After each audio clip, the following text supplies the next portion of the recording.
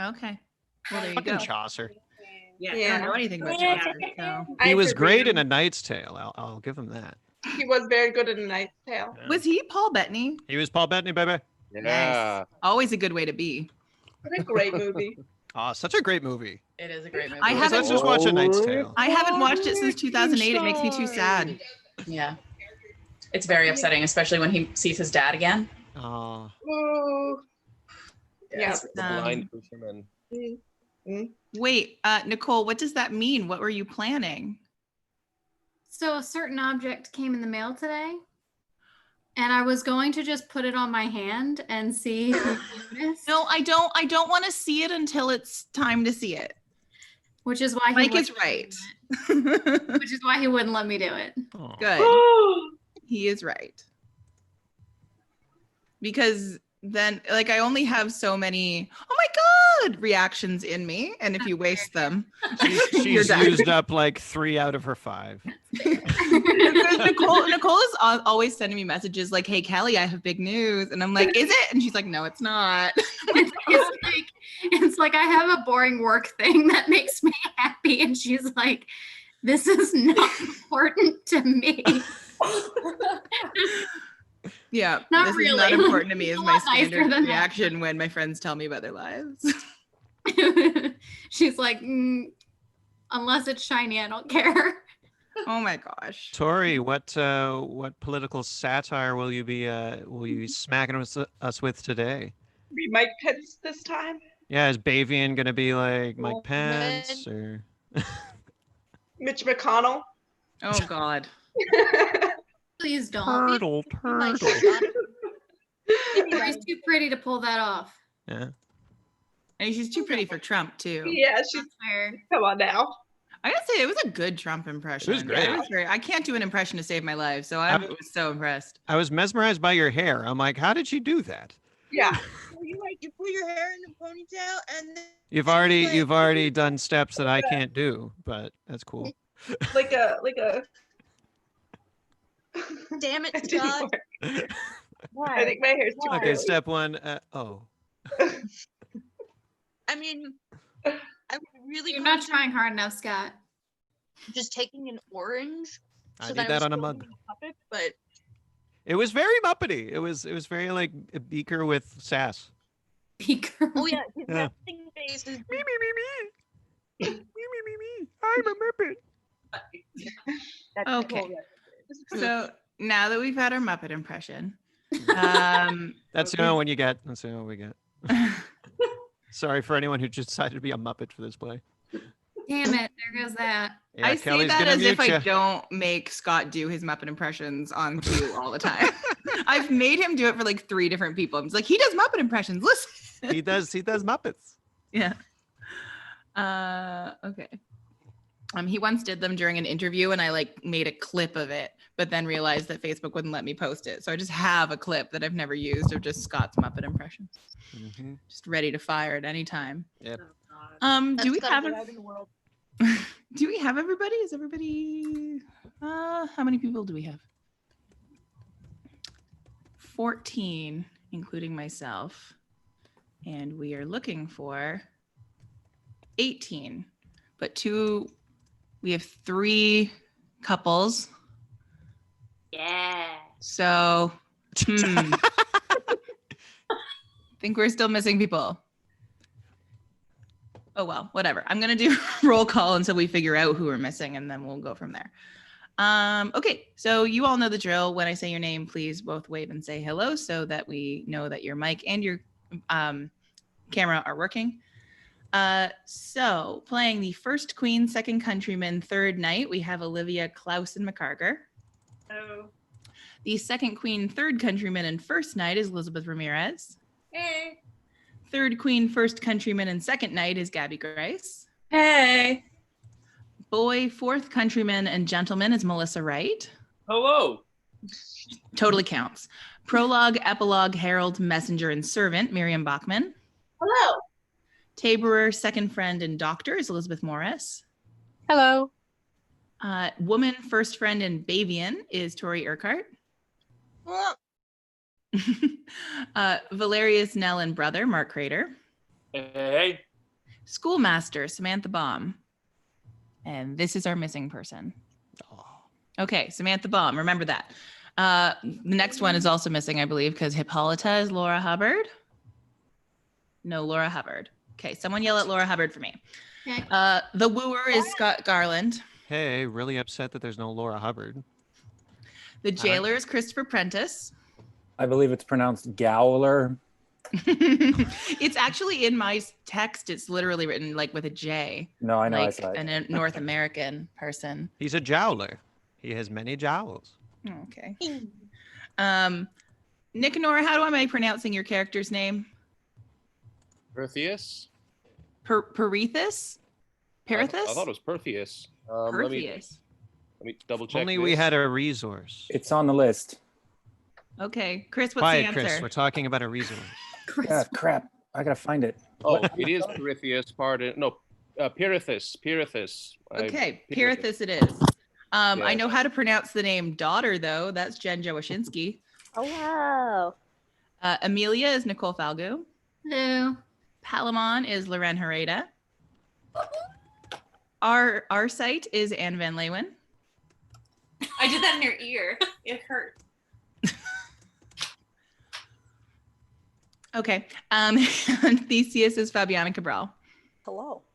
Okay, so we've acquired Sam, and we are still waiting on Laura. Laura says coming That with multiple bastard. exclamation points, Uh-huh. Ah, Sure. as well as ah. there she be. There she is. Aha! Well.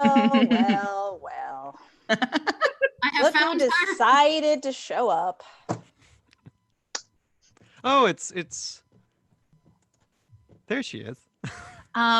Sorry, Chris, you're saying Pyrithos? That's what it says on the website. Pyrithos. Yeah. All right. I'll try and remember that. I probably won't remember that, but I will try. Yeah, okay. Me too. Who said, "Oh, I hate that"? I also hate that. That's terrible.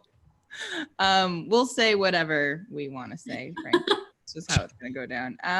Is the playwright going to have a problem? This is why we only read dead people. It's helpful that way.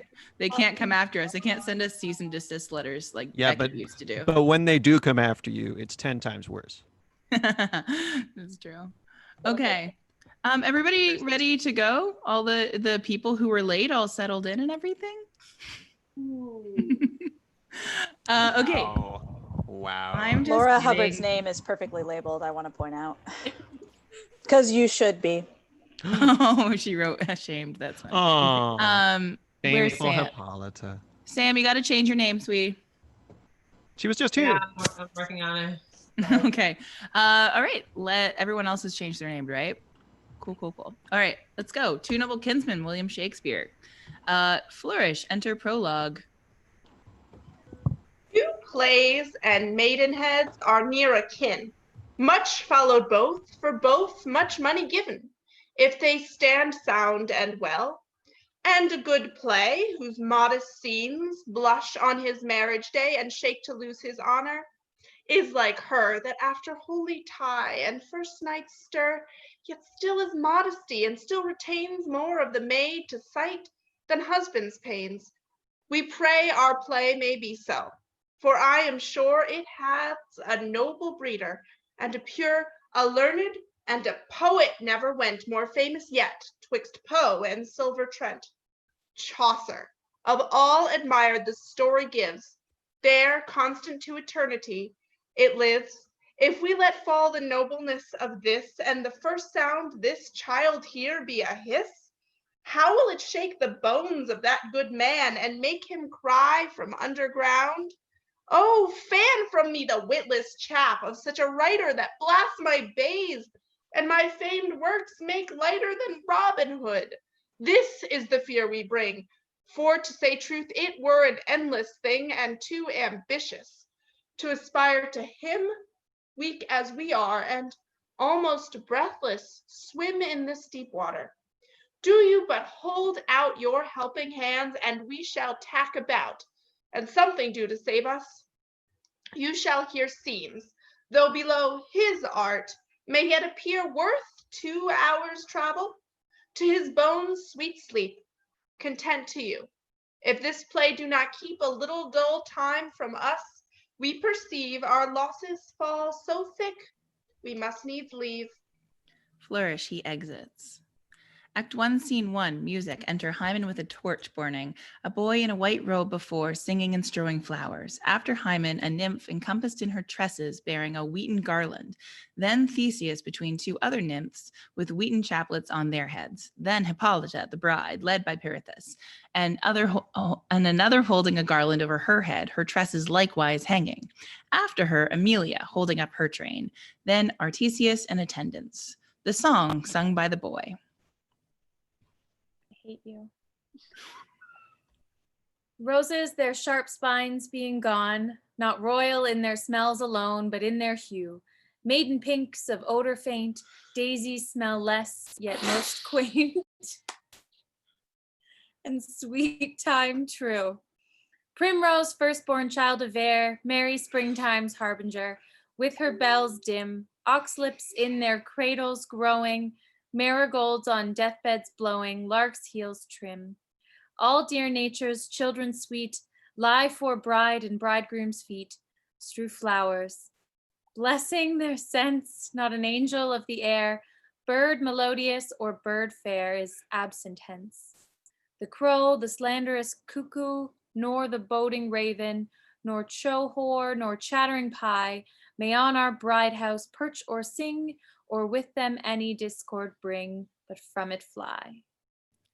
Enter 3 queens in black with veils stained with imperial crowns. The first queen falls down at the foot of Theseus, the second falls down at the foot of Hippolyta, the third before Amelia. For pity's sake and true gentilities, hear and respect me. For your mother's sake, as you wish your womb may thrive with fair ones, hear and respect me.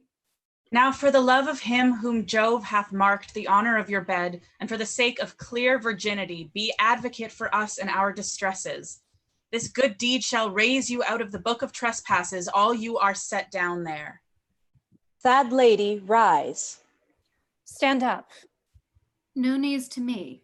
What woman I may stead that is distressed does bind me to her. What's your request? Deliver you for all. We are 3 queens whose sovereigns fell before the wrath of cruel Creon, who endured the breaks of ravens, talons of the kites, and pecks of crows in the foul fields of Thebes.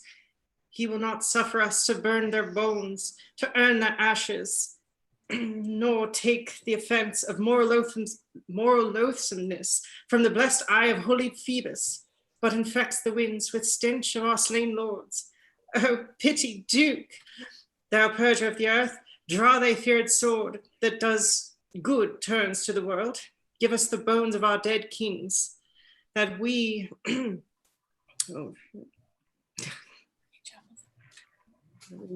chapel them, and of thy boundless goodness take some note that for our crowned heads we have no roof, save this, which is the lions and the bears, and vault to everything. Pray you, kneel not. I was transported with your speech and suffered your knees to wrong themselves. I have heard the fortunes of your dead lords, which gives me such lamenting as wakes my vengeance and revenge for him. King Capaneus was your lord. The day that he should marry you, at such season as now it is with me, I met your groom by Mars' altar. You were that time fair, not Juno's mantle fairer than your tresses, nor in more bounty spread her. Your wheaten wreath was then not threshed nor blasted. Fortune at you dimpled her cheek with smiles. Hercules, our kinsman, then weaker than your eyes, laid by his club. He tumbled down upon his Nemean hide and swore his sinews thawed. Oh, grief and time, fearful consumers, you will all devour. Oh, I hope some god hath put his mercy in your manhood, whereto he'll infuse power and press you forth our undertaker. No knees, none, widow. Unto the helmeted Bellona use them, and pray for me, your soldier, troubled I am. Honored Hippolyta, most dreaded Amazonian, that has slain the scythe-tusked boar, that with thy arm, as strong as it is white, was near to make the male to thy sex captive.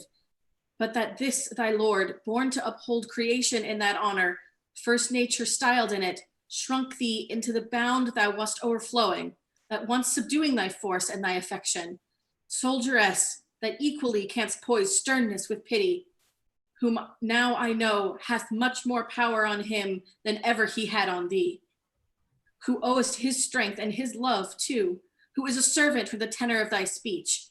Dear glass of ladies, bid him that we, whom flaming war doth scorch under the shadow of his sword, may cool us. Require him he advance it o'er our heads, speak in a woman's key, like such a woman as any of us three, weep ere you fail. Lend us a knee, but touch the ground for us no longer time than a dove's motion when the head's plucked off. Tell him, if he in the blood-seized field lay swollen, showing the sun his teeth, grinning at the moon, what you would do. Poor lady, say no more. I had as lief trace this good action with you as that whereto I am going, and never yet went I so willing way. My lord is taken heart deep with your distress. Let him consider. I'll speak anon. Oh, my petition was set down in ice, which by hot grief uncandied melts into drops. So sorrow wanting form is pressed with deeper matter. Pray, stand up. Your grief is written on your cheek. Oh, woe, you cannot read it there. There through my tears, like wrinkled pebbles in a glassy stream, you may behold them. Lady, lady, alack, he that will all the treasure know of the earth must know the center too. He that will fish for my least minnow, let him lead his line to catch one at my heart. Oh, pardon me. Extremity that sharpens sundry wits makes me a fool. Pray you, say nothing. Pray you. Who cannot feel or see the rain being in it knows neither wet nor dry. If that you were the ground piece of some painter, I would buy you to instruct me against a capital grief. Indeed, such heart-pierced demonstration. But alas, being a natural sister of our sex, your sorrow beats so ardently upon me that it shall make a counter reflect against my brother's heart and warm it to some pity, though it were made of stone. Pray, have some comfort. Forward to the temple. Leave not out a jot of the sacred ceremony. Oh, this celebration will longer last and be more costly than your suppliant's war. Remember that your fame knolls in the air of the world. What you do quickly is not done rashly. Your first thought is more than others' labored meditants. You're premeditating more than their actions. But, oh Jove, your actions, as soon as they move as ospreys to the fish, subdue before they touch. Think, dear Duke, think what beds our slain knights have. What griefs our beds, that our dear lords have none. None fit for the dead. Those that with cords, knives, drams, precipitants, weary of this world's light, have to themselves been death's most horrid agents. Human grace affords them dust and shadow. But our lords lie blistering for the visitating sun, and were good kings when living. It is true, and I will give you comfort to give your dead lords graves, the which to do must make some work with Creon. And that work presents itself to the doing. Now 'twill take form. The heats are gone tomorrow. Then bootless toil must recompense itself with its own sweat. Now he's secure. Not dreams that we stand before your puissance, rinsing our holy begging in our eyes to make petition clear. Now you may take him, drunk with his victory. And his army full of bread and sloth. Artesius, that best knowest how to draw out, fit to this enterprise, the primus for this proceeding, and the number to carry such a business. Forth and levy our worthiest instruments, whilst we dispatch this grand act of our life, this daring deed of fate in wedlock. Dowagers, take hands. Let us be widows to our woes. Delay commends us to a famishing hope. Farewell. Farewell. We come unseasonably, but when could grief cull forth as unpanged judgment can, fit its time best for solicitation? Why, good ladies, this is a service whereto I am going greater than any was. It more imports me than all the actions that I have foregone or futurely can cope. The more proclaiming our suit shall be neglected when her arms, able to lock Jove from a synod, shall by warranting moonlight corselet thee. Oh, when her twinning cherries shall their sweetness fall upon thy tasteful lips, what wilt thou think of rotten kings or blubbered queens? What care for what thou feelst not, what thou feelst being able to make Mars spurn his drum? Oh, if thou couch but one night with her, every hour in it will take hostage of thee for 100, and thou shalt remember nothing more than what that banquet bids thee to. Though much unlike you should be transported, as much sorry I should be such a suitor. Yet I think, did I not by the abstaining of my joy, which breeds a deeper longing, cure their surfeit that craves a present medicine, I should pluck all ladies' scandal on me. Therefore, sir, as I shall make trial of my prayers, either presuming them to have some force, or sentencing, for I their vigor dumb, prorogue this business we are going about, and hang your shield for your heart about that neck, which is my fee, and which I freely lend to do these poor queens service. Oh, help now. Our cause cries for your need. If you grant not my sister her petition in that force, with that celerity in nature which she makes it in, from henceforth I'll not dare to ask you anything, nor be so hardy ever to take a husband. Pray stand up. I am Melissa and entreating of Amelia rise. I am entreating of myself to do that which you kneel to have me. Pirithous, lead on the bride. Get you and pray the gods for success and return. Omit not anything in the pretended celebration. Queens, follow your soldier. As before, hence you, and at the banks of Aulis meet us with the forces you can raise, where we shall find the moiety of a number for a business more bigger looked.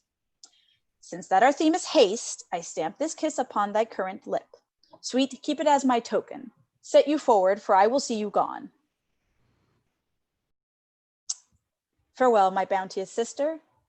Pirithous, keep the feast full, bate not an hour on it. Sir, I'll follow you at heels. The feast solemnity shall want till your return. Cousin, I charge you, budge not from Athens. We shall be returning ere you can end this feast, of which I pray you make no abatement. Once more, farewell all. All but Theseus and the queens exit. Thus dost thou still make good the tongue of the world. And earnest a deity equal with Mars? If not above him, for thou being but mortal, makest affections bend to godlike honors. They themselves, some say, groan under such a mastery.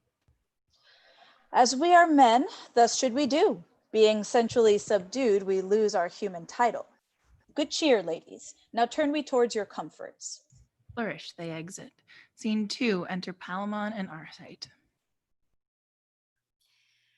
Dear Palamon, dearer in love than blood, and our prime cousin, yet unhardened in the crimes of nature, let us leave the city Thebes and the temptings in it before we further sully our gloss of youth, and here to keep in abstinence we shame as in incontinence.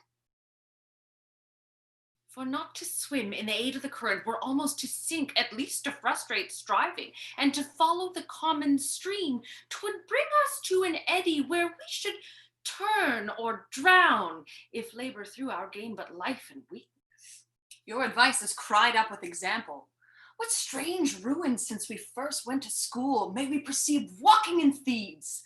Scars and bare weeds, the gain of the martialist, who did propound to his bold ends honor and golden ingots, by which, though he won, he had not, and now flirted by peace for whom he had fought. Who then shall offer to Mars' so scorned altar? I do bleed when such I meet, and wish great Juno would resume her ancient fit of jealousy to get the soldier work, that peace might purge for her repletion and retain anew her charitable heart, now hard and harsher than strife or war could be. Are you not out? Meet you no ruin but the soldier and the cranks and turns of Thebes? You did begin as if you met decays of many kinds. Perceive you none that do arouse your pity but the unconsidered soldier? Yes, I pity decays where'er I find them, but such most that sweating in an honorable toil, are paid with ice to cool 'em. 'Tis not this I did begin to speak of. This is virtue of no respect in Thebes. I spake of Thebes, how dangerous if we keep our honors, it is for our residing, where every evil hath a good color, where every seeming good a certain evil, where not to be even jump as they are here were to be strangers, and such things to be mere monsters. 'Tis in our power, unless we fear that apes can tutors, to be masters of our manners. What need I to affect another's gait, which is not catching where there is faith? To be fond upon another's way of speech, when by mine own I may be reasonably convinced, saved too, speaking it truly. Why am I bound by any generous bond to follow him? Follows his tailor, haply so long until thy followed make pursuit. Or let me know why mine own barber is unblessed with him, my poor chin too, for 'tis not scissored just to such a favorite's glass. What canon is there that does my command my rapier from my hip to dangle in my hand, or go tiptoe before the street befell? Either I am the 4-horse in the team, or I am none. That drawer the sequence trace. These poor slight sores need not a plantain. That which rips my bosom almost to the heart. Our Uncle Creon. He, a most unbounded tyrant, whose successes makes heaven unfeared and villainy assured. Beyond its power, there's nothing. Almost puts faith in fever and defies alone voluble chance, which only attributes the faculties of other instruments to his own nerves, and commands man's service, that what they win in't boot and glory, one that fears not to do harm. Good, dares not. Let the blood of mine that sipped to him be sucked from me with leeches. Let them break and fall off me with that corruption. Clear-spirited cousin, let's leave his court, that we may nothing share of his loud infamy, for our milk will relish of the pasture, and we must be vile or disobedient, not his kinsmen in blood, unless in quality. Nothing truer. I think the echoes of his shames have deafened the ears of heavenly justice. Widows' cries descend again into their throats and have not due audience of the gods. Enter Valerius. Valerius! The king calls for you. Yet be leaden-footed till his great rage be off him. Phoebus, when he broke his whipstock and exclaimed against the horses of the sun, but whispered to the loudness of his fury. Small winds shake him. But what's the matter? Theseus, who, where he threats appalls, hath sent deadly defiance to him and pronounces ruin to Thebes, who is at hand to seal the promise of his wrath. Let him approach, but that we fear the gods in him. He brings not a jot of terror to us. Yet what man thirds his own worth? The case is each of ours. When that his actions dredged with mind assured, 'tis bad he goes about. Leave that unreasoned.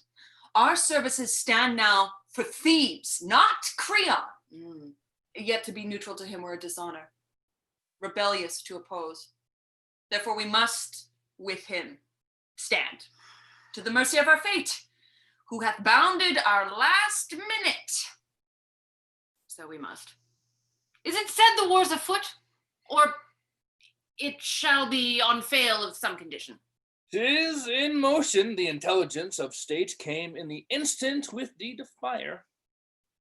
Let's to the king, who, were he a quarter carrier of that honor which his enemies should come in, the blood with we venture should be as for our health which were not spent, rather laid out for purchase. But alas, our hands advanced before our hearts. What will follow the stroke do damage. Let the event that never erring arbitrator tell us when we know all ourselves, and let us follow the becking of our chance. They exit. Scene 3, enter Pirithous, Hippolyta, and Amelia. No further. Sir, farewell. Repeat my wishes to our great lord, of whose success I dare not make any timorous question, yet I wish him excess and overflow of power, and I might be to dure ill-dealing fortune. Speed to him. Store never hurts good governors. Though I know his ocean is not my poor drops, yet they must yield their tribute there. My precious maid, those best affections that the heavens infuse in their best tempered pieces, keep enthroned in your dear heart. Thanks, sir. Remember me to our all-royal brother, for whose speed the great Bellona I'll solicit. And since in our terrene state petitions are not without gifts understood, I'll offer to her what I shall be advised she likes. Our hearts are in his army, in his tent. In his bosom, we have been soldiers, and we cannot weep when our friends don their helms or put to sea, or tell of babes broached on the lance, or women that have sawed their infants in, and after ate them, the brine they wept at killing him. Then if you stay to see us such spinsters, we should hold you here forever. Peace be to you, as I pursue this war, which shall be then beyond further requiring. How his longing follows his friend. Since his depart, his sports, though craving seriousness and skill, passed slightly his careless execution, where nor gain made him regard or less consider, but playing one business in his hand, another directing in his head, his mind nurse equal to these so differing twins. Have you observed him since our great lord departed? With much labor, and I did love him for it. They too have cabined in as many a dangerous as poor a corner, peril and want contending. They have skipped torrents whose roaring tyranny and power in the least of these was dreadful, and they have fought out together where death's self was lodged. Yet fate hath brought them off. Their knot of love, tied, weaved, entangled with so true, so long, and with a finger of so deep a cunning, may be outworn, never outdone. I think Theseus cannot be umpire to himself, cleaving his conscience into twain, and doing each side like justice, which he loves best. Doubtless there is a best, and reason has no manners to say it is not you. I was acquainted once with a time when I enjoyed a playfellow. You were at wars when the grave enriched, who made too proud the bed, took leave in the moon, which then looked pale at parting when our count was each 11. 'Twas Flavina. Yes. You talk of Pirithous and Theseus' love. Theirs has more ground, is more maturely seasoned, more buckled with strong judgment, and their needs, one or the other, may be said to water their entangled roots of love. But I, and she I sigh and spoke of, were things innocent, loved for we did, and like the elements that know not what or why, yet do affect rare issues by their operance, our souls did so to one another. What she liked was then of me approved, what not condemned, no more arraignment. The flower that I would pluck and put between my breasts, oh, then but beginning to swell about the bosom, she would long till she had such another, and commit it to the like innocent cradle where, phoenix-like, they died in perfume. On my head no toy but was her pattern, her affections, pretty though hapless hers careless were.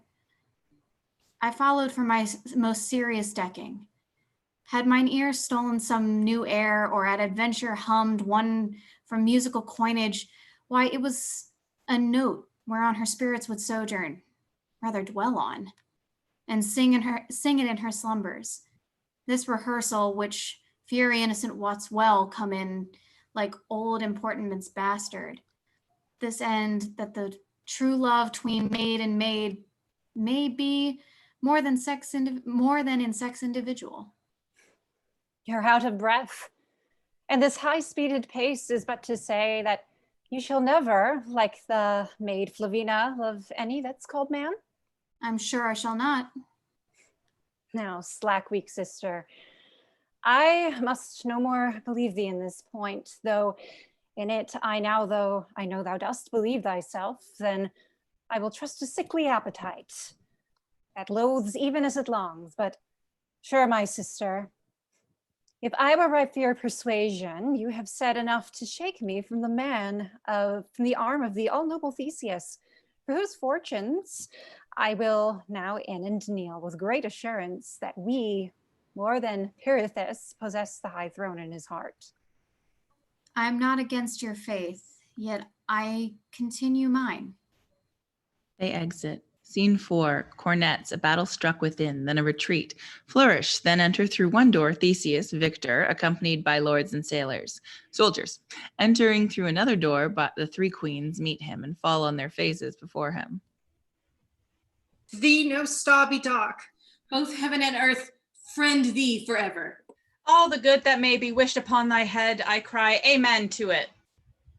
The impartial gods who from the mountain heavens view us their mortal herd, behold who err and in their time chastise. Go and find out the bones of your dead lords and honor them with treble ceremony. Rather than a gap should be in their dear rights, we should supply it. But those we will dispute which shall invest you in your dignities, and even each thing our haste does leave imperfect. So adieu, and heaven's good eyes look on you. Queens exit. Enter a herald and soldiers bearing Palamon and Arcite on biers. What are those? Men of great quality, as may be judged by their appointment. Some of Thebes have told us they are sisters, children, nephews to the king. By the helm of Mars, I saw them in the war, like to a pair of lions, smeared with prey, make lanes and troops aghast. I fixed my note constantly on them, for they were a mark worth a god's view. What prisoner was it that told me when I inquired their names? We leave. They're called Arcite and Palamon. 'Tis right. Those. They are not dead. Nor in a state of life. Had they been taken when their last hurts were given, 'twas possible they might have been recovered. Yet they breathe and have the name of men. Then like men use 'em. The very lees of such millions of rates exceed the wine of others. All our surgeons convent in their behoof. Our richest balms, rather than niggard, waste. Their lives concern us much more than Thebes is worth. Rather than have 'em freed of this plight, and in their mourning state, sound and at liberty, I would 'em dead, but 40,000-fold we had rather have 'em prisoners to us than death. Bear 'em speedily from our kind air, to them unkind, and minister what man to man may do. For our sake more, since I have known fright's fury, friend's behest, love's provocation, zeal, a mistress' task, desire of liberty, a fever, a madness, hath set a mark which nature could not reach to without some imposition, sickness in will, or wrestling strength and reason. For our love and great Apollo's mercy, all our best, their best skill tender. Lead into the city, where having bound things scattered, we will post to Athens for our army. Flourish, they exit. Scene 5, music. Enter the queens with the hearses of their knights in a formal solemnity. Oh.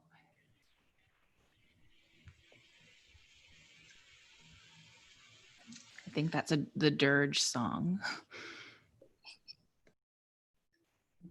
This funeral path brings to your household's grave. Joy seize on you again. Peace sleep with him. And this to yours. Yours this way. Heavens lend 1,000 differing ways to one sure end. This world's a city full of straying streets, and death's the marketplace where each one meets. They exit severally. Act 2, Scene 1. Enter jailer and wooer. I may depart with little while I live. Something I may cast to you, not much. Alas, the prison I keep, though it be for great ones, yet they seldom come. Before one salmon, you shall take a number of minnows. I am given out to be better lined than it can appear to me report is a true speaker. I would I were really that I am delivered to be. Marry, what I have, be it will, I will assure upon my daughter at the day of my death. Sir, I demand no more than your own offer, and I will estate your daughter in what I have promised. Well, we will talk more of this when the solemnity is past. But have you a full promise of her? When that shall be seen, I tender my consent. Enter the jailer's daughter carrying rushes. I have, sir. Here she comes. Your friend and I have chanced to name you here upon the old business, but no more of that now. So soon as the court hurry is over, we will have an end of it. In the meantime, look tenderly to the two prisoners. I can tell you they are princes. These strewings are for their chamber. 'Tis pity they are in prison, and 'twere pity they should be out. I do think they have patience to make any adversity ashamed. The prison itself is proud of them, and they have all the world in their chamber. They are feigned to be a pair of absolute men. By my troth, I think fame but stammers 'em. They stand a grise above the reach of report. I heard them reported in the battle to be the only doers. Nay, most likely, for they are noble sufferers. I marvel how they would look had they been victors, that with such a constant nobility enforce a freedom out of bondage, making misery their mirth and affliction a toy to jest at. Do they so? It seems to me they have no more sense of their captivity than I of ruling Athens. They eat well, look merrily, discourse of many things, but nothing of their own restraint and disasters. Yet sometimes a divided sigh, martyred as 'twere the deliverance, will break from one of them, when the other presently gives it so sweet a rebuke that I could wish myself a sigh to be so chid, or at least a sire to be comforted. I never saw him. The Duke himself came privately in the night, and so did they. Enter Palamon and Arcite in shackles above. What the reason of it is, I know not. Look, yonder, there they are. That's Arcite looks out. No, sir, no, that's Palamon. Arcite is the lower of the twain. You may perceive a part of him. Go to. Leave your pointing. They would not make us their object. Out of their sight. It is a holiday to look on them. Lord, the difference of men! Jailer, daughter, and wooer exit. Scene 2, Palamon and Arcite remain above. How do you, noble cousin? How do you, sir? I, strong enough to laugh at misery and bear the chance of war. Yet, we are prisoners, I feel, forever, cousin. I believe it. And to that destiny have patiently laid up my hour to come. Oh, cousin Arcite, where is Thebes now? Where is our noble country? Where are our friends and kindreds? Nevermore must we behold these comforts, never see the hardy youths strive for the games of honor, hung with the painted favors of their ladies like tall ships under sail. Then start amongst them, as an east wind, leave them all behind us like lazy clouds, whilst Palamon and Arcite, even in the wagging of a wanton leg, outstrips the people's praises, won the garlands, ere they should have time to wish them ours. Oh, never shall we two exercise, like twins of honor, our arms gain again, and feel our fiery horses like proud seas under us, our good swords. Now, better the red-eyed god of war never war ravished our sides. Like age must run to rust and deck the temples of those gods that hate us. These hands shall never draw 'em out like lightning to blast whole armies more. No, Palamon, those hopes are prisoners with us. Here we are, and here the graces of our youths must wither like a too timely spring. You've gone too far. Okay. Here age must find us, and, which is heaviest, Palamon? Unmarried. Oh! The sweet embraces of a loving wife, loaden with kisses, armed with 1,000 cupids, shall never clasp our necks. No issue, no us. No figures of ourselves shall we e'er see to glad our age, and like young eagles teach him boldly to gaze against bright arms and say, remember what your fathers were and conquer. The fair-eyed maids shall weep our banishments, and in their songs curse ever blinded fortune, till she for shame see what a wrong she has done to youth and nature. This is all our world. We shall know nothing here but one another. Hear nothing but the clock that tells our woes. The vine shall grow, but we shall never see it. Summer shall come, and with her all delights, but dead cold winter must inhabit here still. 'Tis too true, our sight. To our Theban hounds that shook the aged forest with their echoes, no more now must we halloo, no more shake our pointed javelins, while the angry swine flies at Parthian quiver from our rages, struck with our well-steeled darts, all valiant uses, the food and nourishment of noble minds. In us two here shall perish. We shall die, which is the curse of honor. Lastly, children of grief and ignorance. Yet, cousin, even from the bottom of these miseries, from all that fortune can inflict upon us, I see two comforts rising, two mere blessings.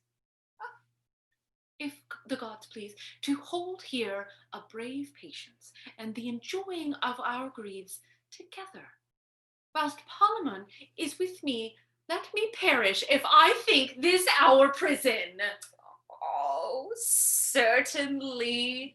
'Tis a main goodness, cousin, that our fortunes were twined together. 'Tis most true. Two souls put in noble bodies, let them suffer. The gall of hazard, so they grow together. Will never sink. They must not say they could. A willing man dies sleeping and all's done. Shall we make worthy uses of this place that all men hate so much? How, gentle cousin? Let's think this prison holy sanctuary to keep us from corruption of worse men. We are young and yet desire the ways of honor that liberty and common conversation, the poison of pure spirits, might like women woo us to wander from. What worthy blessing can be but our imaginations may make it ours.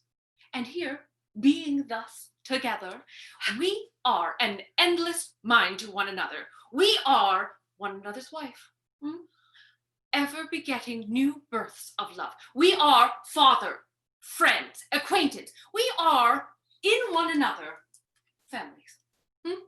I am your heir. Oh, and you are mine. This place is our inheritance, and no hard oppressor dare take this from us. Here, with a little patience, we shall live long and loving. No surfeits seek us. The hand of war hurts none here, nor the seas swallow their youth. Were we at liberty, a wife might part us lawfully, or business. Quarrels consume us, envy of ill men crave our acquaintance. I might sicken, cousin, where you should never know it, and so perish without your noble hand to close mine eyes or prayers to the gods.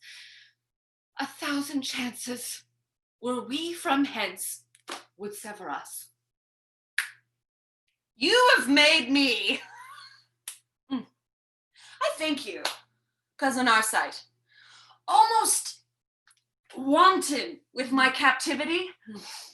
What a misery it is to live abroad and everywhere. It's like a beast, methinks. I find the court here, I am sure, more content. And all those pleasures that woo the wills of men to vanity, I see through now. And I am sufficient to tell the world 'tis but a gaudy shadow that old time as he passes takes with him. What had we been? Old in the court of Creon? Where sin is justice, lust and ignorance the virtues of the great ones? Cousin Arcite, had not the loving gods found this place for us, we'd had died as they do. Ill old men, unwept, Mhm. and had their epitaphs, the people's curses. Shall I say more? I would hear you still. You shall! In the record of any two that loved better than we do, Archite. Sure there cannot. I do not think it possible our friendship shall ever leave us till our death. It cannot. Never. No. Enter Amelia and her woman below. Palamon catches sight of Amelia. Speak on, sir. This garden has a world of pleasures in it. What flower is this? It is called Narcissus, madam. That was a fair boy certain, but a fool to love himself. Were there not maids enough? Pray forward! Yes! Or were they all hard-hearted? They could not be to one so fair. Thou wouldst not. I think I should not, madam. That's a good wench. But take heed to your kindness, though. Why, madam? Men are mad things. Will you go forward, cousin? Canst not thou work such flowers in silk, wench? Yes. I'll have a gown full of them. And of these. This is a pretty color. Will it not do rarely upon a skirt, wench? Dainty, madam. Cousin, how do you, sir? Palamon! Never till now was I in prison, Arcite. Why, what's the matter, man? Behold and wonder. Oh, by heaven, she's a goddess. Oh, do reverence. She is a goddess, Arcite. Sight. Of all flowers, methinks a rose is best. Why, gentle madam? It is the very emblem of a maid. For when the west winds courts her gently, how modestly she blows and paints the sun with her chaste blushes. When the north comes near her, rude and impatient, then like chastity she locks her beauties in her bud again and leaves him to base briars. Yet, good madam, sometimes her modesty will blow so far. Sometimes her modesty will blow so far she falls for it. A maid, if she have any honor, would be loath to take example by her. Thou art wanton. She is wondrous fair. She is all beauty extant. The sun grows high. Let's walk in. Keep these flowers. We'll see how near art can come near their colors. I am wondrous merry-hearted. I could laugh now. I could lie down, I am sure. And take one with you? That's as we bargain, madam. Well, agree then. Amelia and woman exit. What think you of this beauty? 'Tis a rare one. It's but a rare one. Yes, a matchless beauty. Might not a man, well, lose himself? I cannot tell what you have done. I have beshrew mine eyes for it. Now I feel my shackles. You love her, then? Who would not? And desire her before my liberty? I saw her first. That's nothing, but it shall be. I saw her too, yes, but you must not love her. I will not, as you do, to worship her as she is heavenly and a blessed goddess. I love her as a woman to enjoy her, so both may love. You shall not love at all. Not love at all? Who shall deny me? I that first saw her! I that took possession affection with mine eye of all those beauties in her revealed to mankind, if thou lovest her, or entertainst a hope to blast my wishes, thou art a traitor, our sight, and a fellow false is thy title to her. Friendship, blood, and all the ties between us I disclaim if thou once think upon her. Yes, I love her. And if the lives of all my name lay on it, I must do so. I love her with my soul. If that will lose you, farewell, Palamon. I say again, I love. And in loving her, maintain I am as worthy and as free a lover and have as just a title to her beauty as any Palamon or living that is a man's son.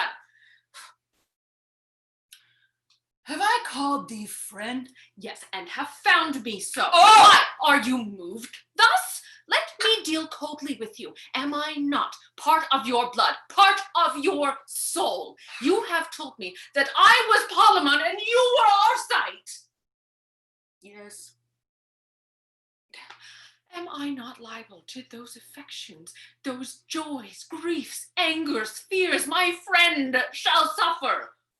You may be. Why then would you deal so cunningly, so strangely, so unlike a noble kinsman? To love alone. Speak truly, do you think me unworthy of her sight? No, but unjust if thou pursue that sight. Because another first sees the enemy, shall I stand still and let mine honor down and never charge? Yes, if he be but one. But say that one had rather combat me. Let that one say so. Use thy freedom, else, if thou pursuest her, be as that cursed villain that hates his country, a branded villain. You are mad. I must be. Till thou art worthy, Arcite, it concerns me. Till thou art worthy, Arcite, it concerns me. And in this madness, if I hazard thee and take thy life, I deal but truly.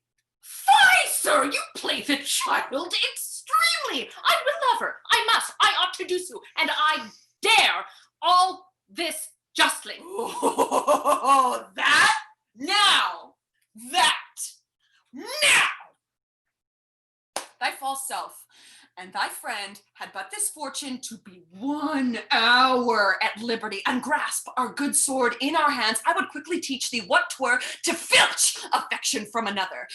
Thou art baser in it than a cut purse. Put but thy head out of this window more, and as I have soul, I'll nail thy life to it. Thou darest not, fool. Thou canst not. Thou art feeble.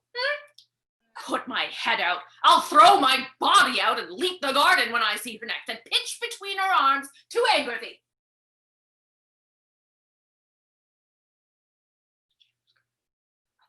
Enter jailer above. No more. The keeper's coming. I shall live to knock thy brains out with my shackles. Do. Oh. By your leave, gentlemen. Now, honest keeper? Lord Arcite, you must presently to the Duke. The cause I know not yet. I am ready, keeper. Prince Palamon, I must a while bereave you of your fair cousin's company. Arcite and jailer exit. And me too. Even when you please of life. Why is he sent for? It may be that he shall marry her. He's goodly. And like enough, the Duke hath taken notice both of his blood and body, but his falsehood. Why should a friend be treacherous? If that get him a wife so noble and fair, let honest man ne'er love again. Once more, I would but see this fair one, blessed garden and fruit and flowers more blessed that still blossom, and her eyes, her bright eyes, shine on you. What I were for all the fortune of my life hereafter, you little tree, yawning, blooming apricot, how I would spread and fling my wanton arms at her window. I would bring her fruit fit for the gods to feed on youth and pleasure, still as she tasted, should be doubled on her. And if she be not heavenly, ooh, I would make her so near the gods and nature they should fear her. And then I am sure she would love me. How now, keeper? Enter jailer above. Where's our sight? Banished. What? Prince Pirithous obtained his liberty, but never more upon his oath in life must he set foot upon this kingdom. He's a blessed man. He shall see Thebes again, and call to arms the bold young men that, when he bids them charge, fall on like fire. Our sight shall have fortune if he dare make himself a worthy lover, yet in the field to strike a battle for her. And if he lose her then, why, he's a cold coward. How bravely may he bear himself to win her, if he be noble, our sight 1,000 ways.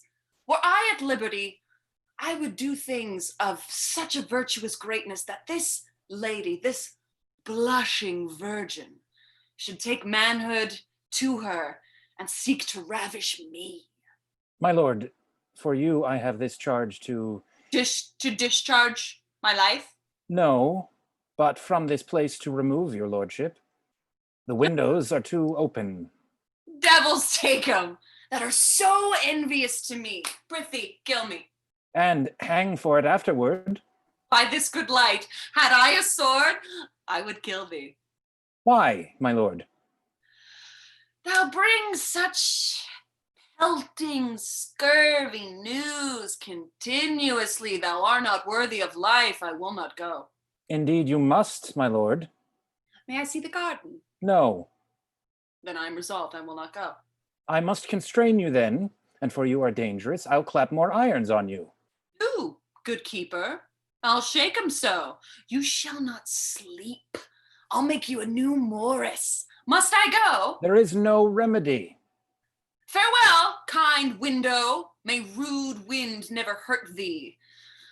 Oh, my lady, if thou ever hast felt what sorrow was, dream how I suffer. Come now, bury me. Palamon and jailer exit. Scene 3, enter our site. Oh, shit. Whoopsie. Banished the kingdom? 'Tis a benefit, a mercy I must thank him for. But banished the free enjoying of that face I die for. Oh, 'twas a studied punishment, a death beyond imagination, such a vengeance that, were I old and wicked, all my sins could never pluck upon me.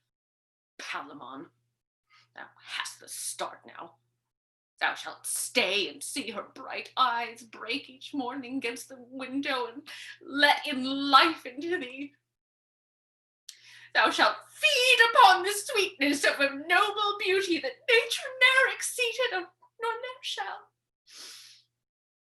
Good gods, what happiness has Palamon!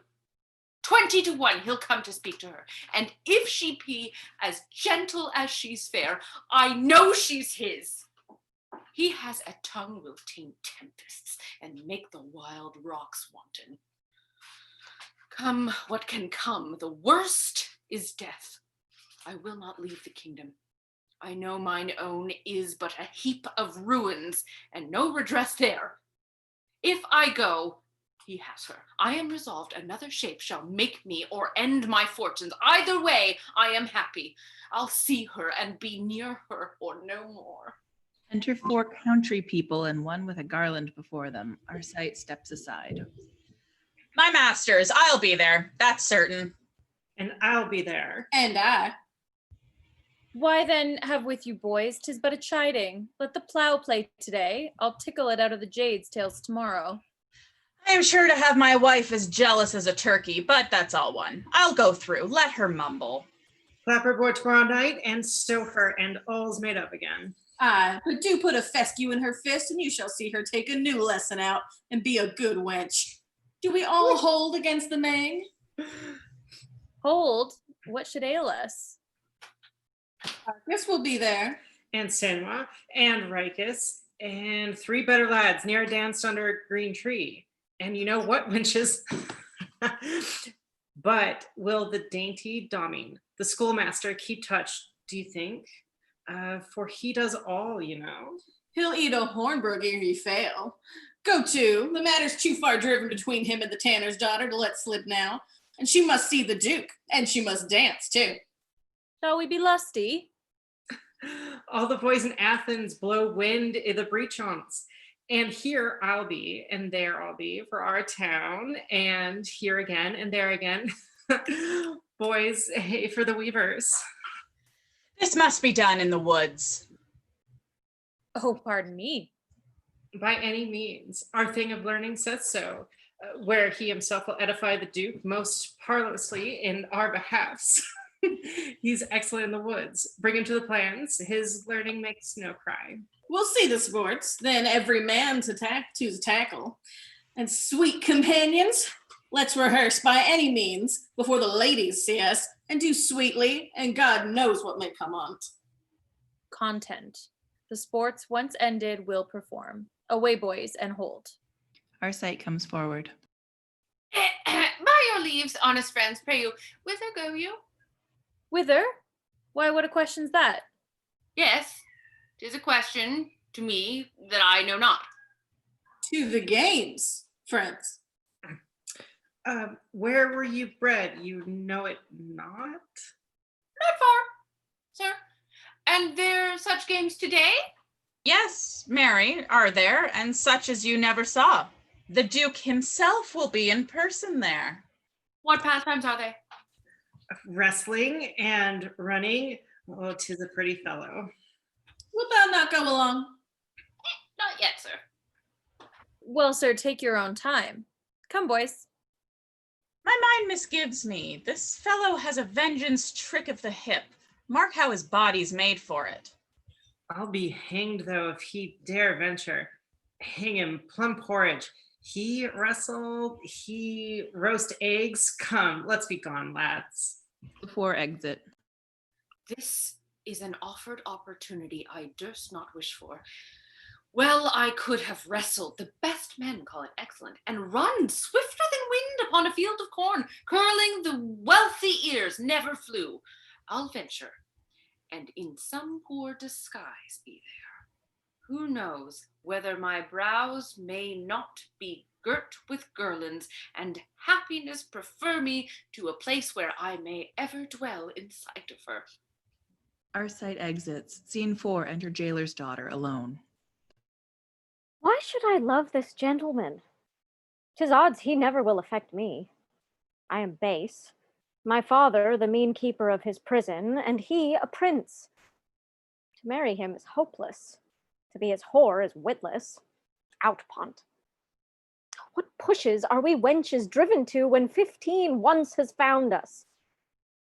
First, I saw him. I, seeing, thought he was a goodly man. He has as much to please a woman in him, if he pleased to bestow it so, as ever these eyes yet looked on. Next, I pitied him, and so would any young wench of my conscience that ever dreamed or vowed her maidenhead to a handsome young man. Then I loved him, extremely loved him, infinitely loved him. And yet he had a cousin, fair as he too. But in my heart was Palamon, and there, Lord, what a coil he keeps! To hear him sing in an evening, what a heaven it is! And yet his songs are sad ones. Fairer spoken was never gentleman. When I come to bring him water in a morning, first he bows his noble body, then salutes me thus: Fair, gentle maid, good morrow. May thy goodness get thee a happy husband. Once he kissed me. I loved my lips the better 10 days after. Would he would do so every day. He grieves much, and me as much to see his misery. What should I do to make him know I love him? For I would fain enjoy him. Say I ventured to set him free. What says the law then? Thus much for law or kindred, I will do it, and this night or tomorrow he shall love me. She exits. Scene 5. This short flourish of cornets and shouts within. Enter Theseus, Hippolyta, Pirithous, Amelia, Arcite in disguise with a garland, attendants and others. You have done worthily. I have not seen since Hercules a man of tougher sinews. Whatever you are, you run the best and wrestle that these times can allow. I am proud to please you. What country bred you? This, but far off, Prince. Are you a gentleman? My father said so, and to those gentle uses gave me life. Are you his heir? His youngest, sir. Your father sure is a happy sire then. What proves you? A little of all noble qualities. I could have kept a hawk and well have hallowed to a deep cry of dogs. I dare not praise my feat in horsemanship, yet that they knew me would say it was my best piece. Last and greatest, I would be thought a soldier. You are perfect. Upon my soul, a proper man. He is so. How do you like him? How do you like him, lady? I admire him. I've not seen so young a man so noble, if ye say true of his sort. Believe his mother was a wondrous handsome woman. His face, methinks, goes that way. But his body and fiery mind illustrate a brave father. Mark how his virtue, like a hidden sun, breaks through his baser garments. He's well got, sure. What made you seek this place, sir? Noble Theseus, to purchase name and do my ablest service to such a well-found wanderer as thy worth. For only in thy court, of all the world, dwells fair-eyed honor. All his words are worthy. Sir, we are much indebted to your travel, nor shall you lose your wish. Pirithous, dispose of this fair gentleman. Thanks, Theseus. Whate'er you are, you're mine, and I shall give you to a most noble service. To this lady, this bright young virgin. Pray, observe her goodness. You have honored her fair birthday with your virtues, and as your due, you are hers. He brings Arcite to Amelia. Sir, you are a noble... Kiss her hand, fair sir. Sir, you are a noble giver. Dearest beauty, thus let me seal my vowed faith. He kisses her hand. When your servant, your most unworthy creature, but offends you, command him die, he shall. That were too cruel. If you deserve well, sir, I shall soon see it. You're mine, and somewhat better than your rank, I'll use you. I'll see you furnished. And because you say you are a horseman, I must needs entreat you this afternoon to ride. But 'tis a rough one. I like him better, Prince. I shall not then freeze in my saddle. Sweet, you must be ready, and you, Amelia, and you, friend, and all, tomorrow by the sun, to do observance to flowery May in Dian's wood. Wait well, sir, upon your mistress. Emily, I hope he shall not go afoot. That were a shame, sir, while I have horses. Take your choice, and what you want at any time, let me but know it. If you serve faithfully, I dare assure you you'll find a loving mistress. I do not. Let me find that my father ever hated disgrace and blows. Go lead the way. You have won it. It shall be so. You shall receive all dues fit for the honor you have won. 'Twere wrong else. Sister, beshrew my heart, you have a servant that, if I were a woman, would be master. But you are wise. I hope too wise for that, sir. Flourish, they all exit. Scene 6, enter jailer's daughter alone. Let all the dukes and all the devils roar. He is at liberty. I have ventured for him, and out I have brought him. To a little wood a mile hence I have sent him, where a cedar higher than all the rest spreads like a plain, fast by a brook, and there he shall keep close till I provide for him files and food, for yet his iron bracelets are not off. Oh, love, what a stout-hearted child thou art! My father durst have endured cold iron than done it. I love him beyond love, and beyond reason or wit or safety. I have made him know it. I care not, I'm desperate. If the law find me and then condemn me for it, some wenches, some honest-hearted maids will sing my dirge and tell to memory my death was noble, dying almost a martyr. That way he takes, I purpose is my way too. Sure, he cannot be so unmanly as to leave me here. If he do, maids will not so easily trust men again. And yet he has not thanked me for what I have done. No, not so much as kissed me. And that, methinks, is not so well. Nor scarcely could I persuade him to become a free man. He made such scruples of the wrong he did to me and to my father. Yet, I hope, when he considers more, this love of mine will take more root within him. Let him do what he will with me, so he use me kindly, or use me so he shall, or I'll proclaim him, and to his face, no man.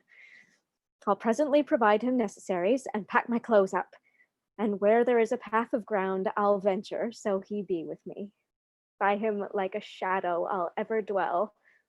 Within this hour the hubbub will be all o'er the prison. I am then kissing the man they look for. Farewell, father!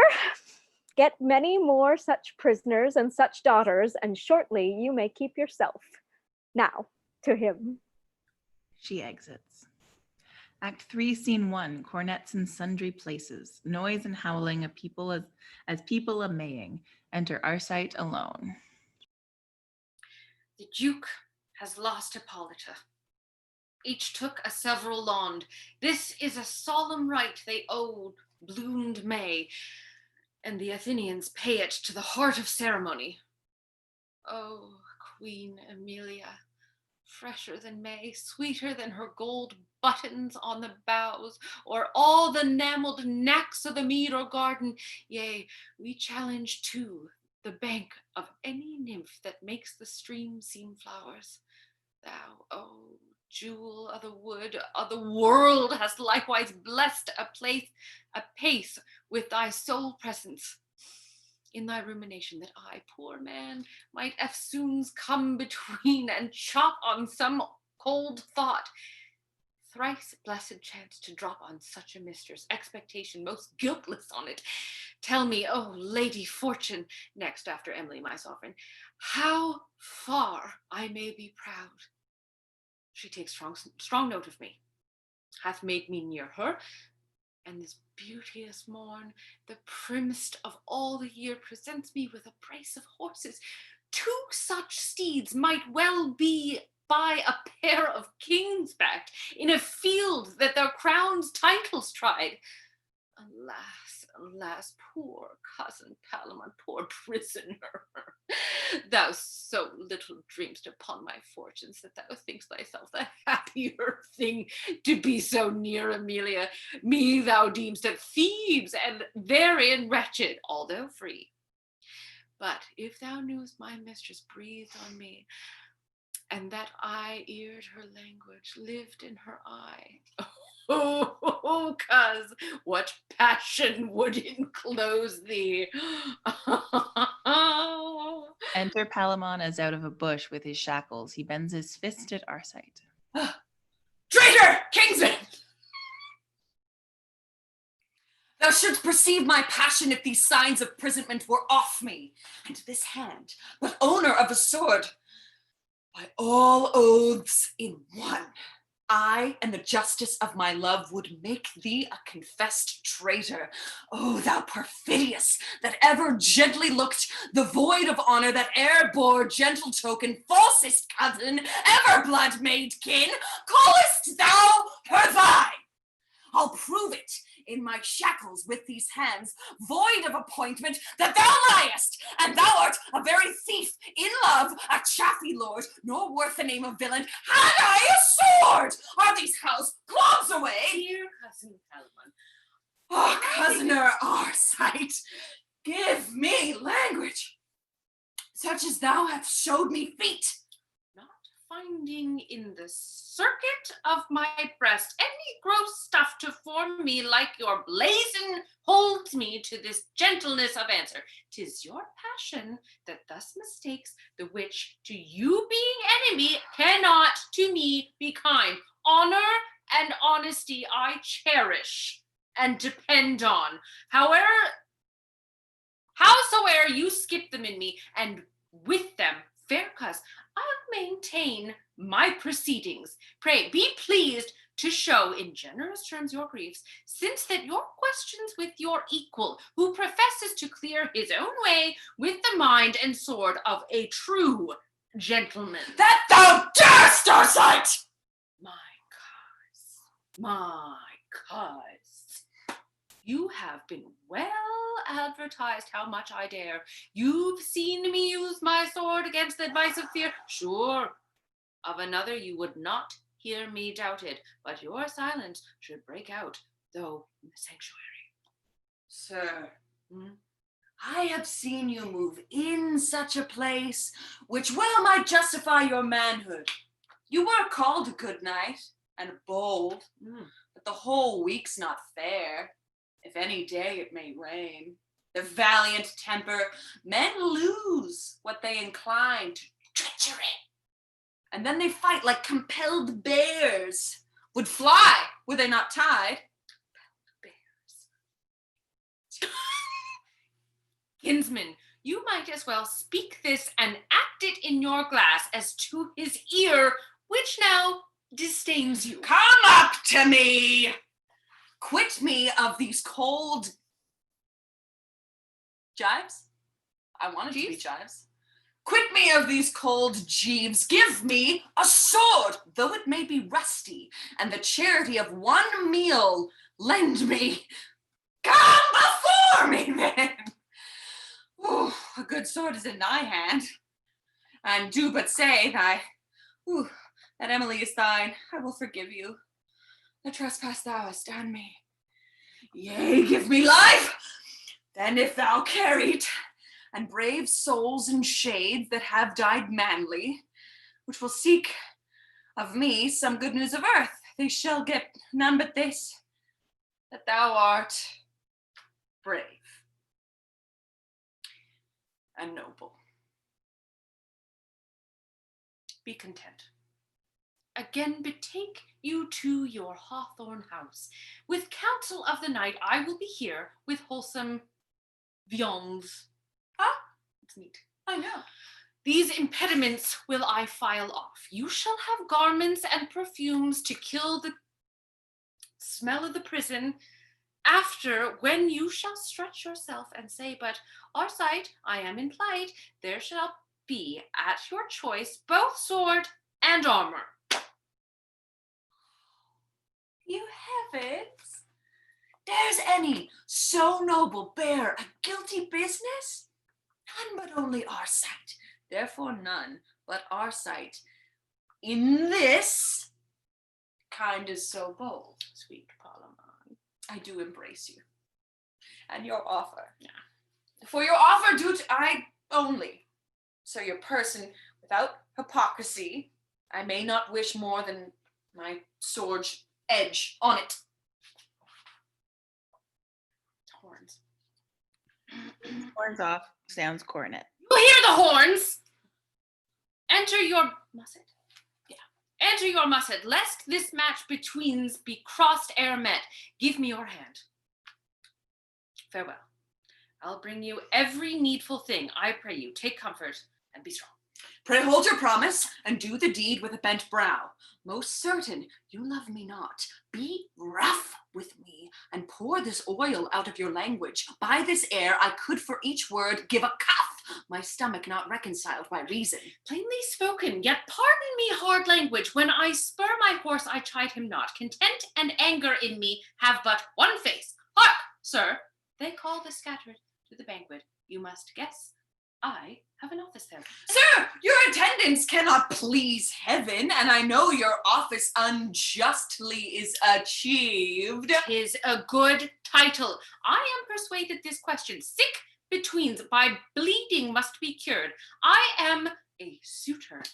That to your sword you will bequeath this plea, and talk of it no more. But this one word, you are going now to gaze upon my mistress. For note you, mine she is. Nay then pray you talk of feeding me to breed me strength. You are going now to look upon a son that strengthens what it looks on. There, you have a vantage point o'er me, but enjoy it till I may enforce my remedy. Farewell! They exit. Scene 2. Enter jailer's daughter alone. He has mistook the break I meant, is gone after his fancy. 'Tis now well nigh morning. No matter, would it were perpetual night, and darkness lord of the world. Hark, 'tis a wolf. In me hath grief slain fear, and but for one thing I care for nothing, and that's Palamon. I reck not if the wolves would jaw me, so he had his file. What if I hallowed for him? Cannot howl. If I whooped, what then? If he not answered, I should call a wolf and do him but that service. I have heard strange howls this livelong night. Why may it not be they have made prey of him? He has no weapons. He cannot run. The jingling of his jevies might call fell things to listen, who have in them a sense to know a man unarmed and can smell where resistance is. I'll set it down, he's torn to pieces. They howled many together, and then they fed on him. So much for that. Be bold to ring the bell. How stand I then? All's charred when he is gone. No, I lie. My father's to be hanged for his escape. Myself to beg, if I prized life so much as to deny my act. But that I would not, should I try death by dozens. I am mobbed. Food took I none these 2 days. Sipped some water. I have not closed mine eyes, save when my lids scoured off their brine. Alas, dissolve my life. Let not my sense unsettle, lest I should drown or stab or hang myself. O state of nature, fail together in me, since thy best props are warped. So, which way now? The best way is the next way to a grave. Each errant step beside is torment. Lo, the moon is down. The crickets chirp, the screech owl calls in the dawn. All offices are done, save what I fail in. But the point is this, an end, and that is all. She exits. Scene 3. Enter our site with meat, wine, and files. I should be near the place. Oh! Cousin Palamon! Sight? The same. I have brought you food and files. Come forth and fear not. Here's no Theseus. Enter Palamon.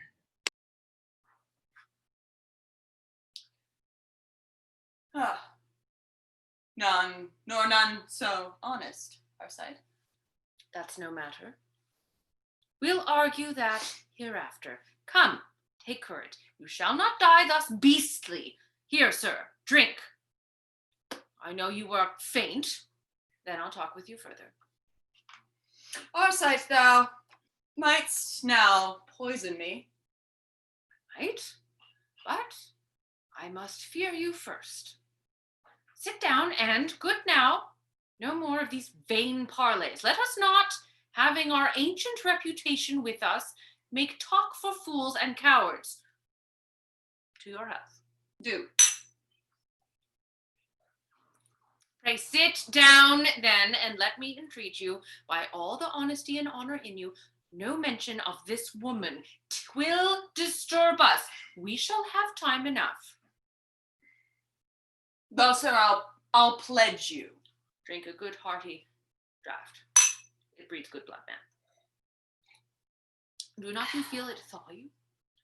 Stay, I'll tell you more. After a draught or two more. Spare it not. The Duke has more, cuz. Eat now.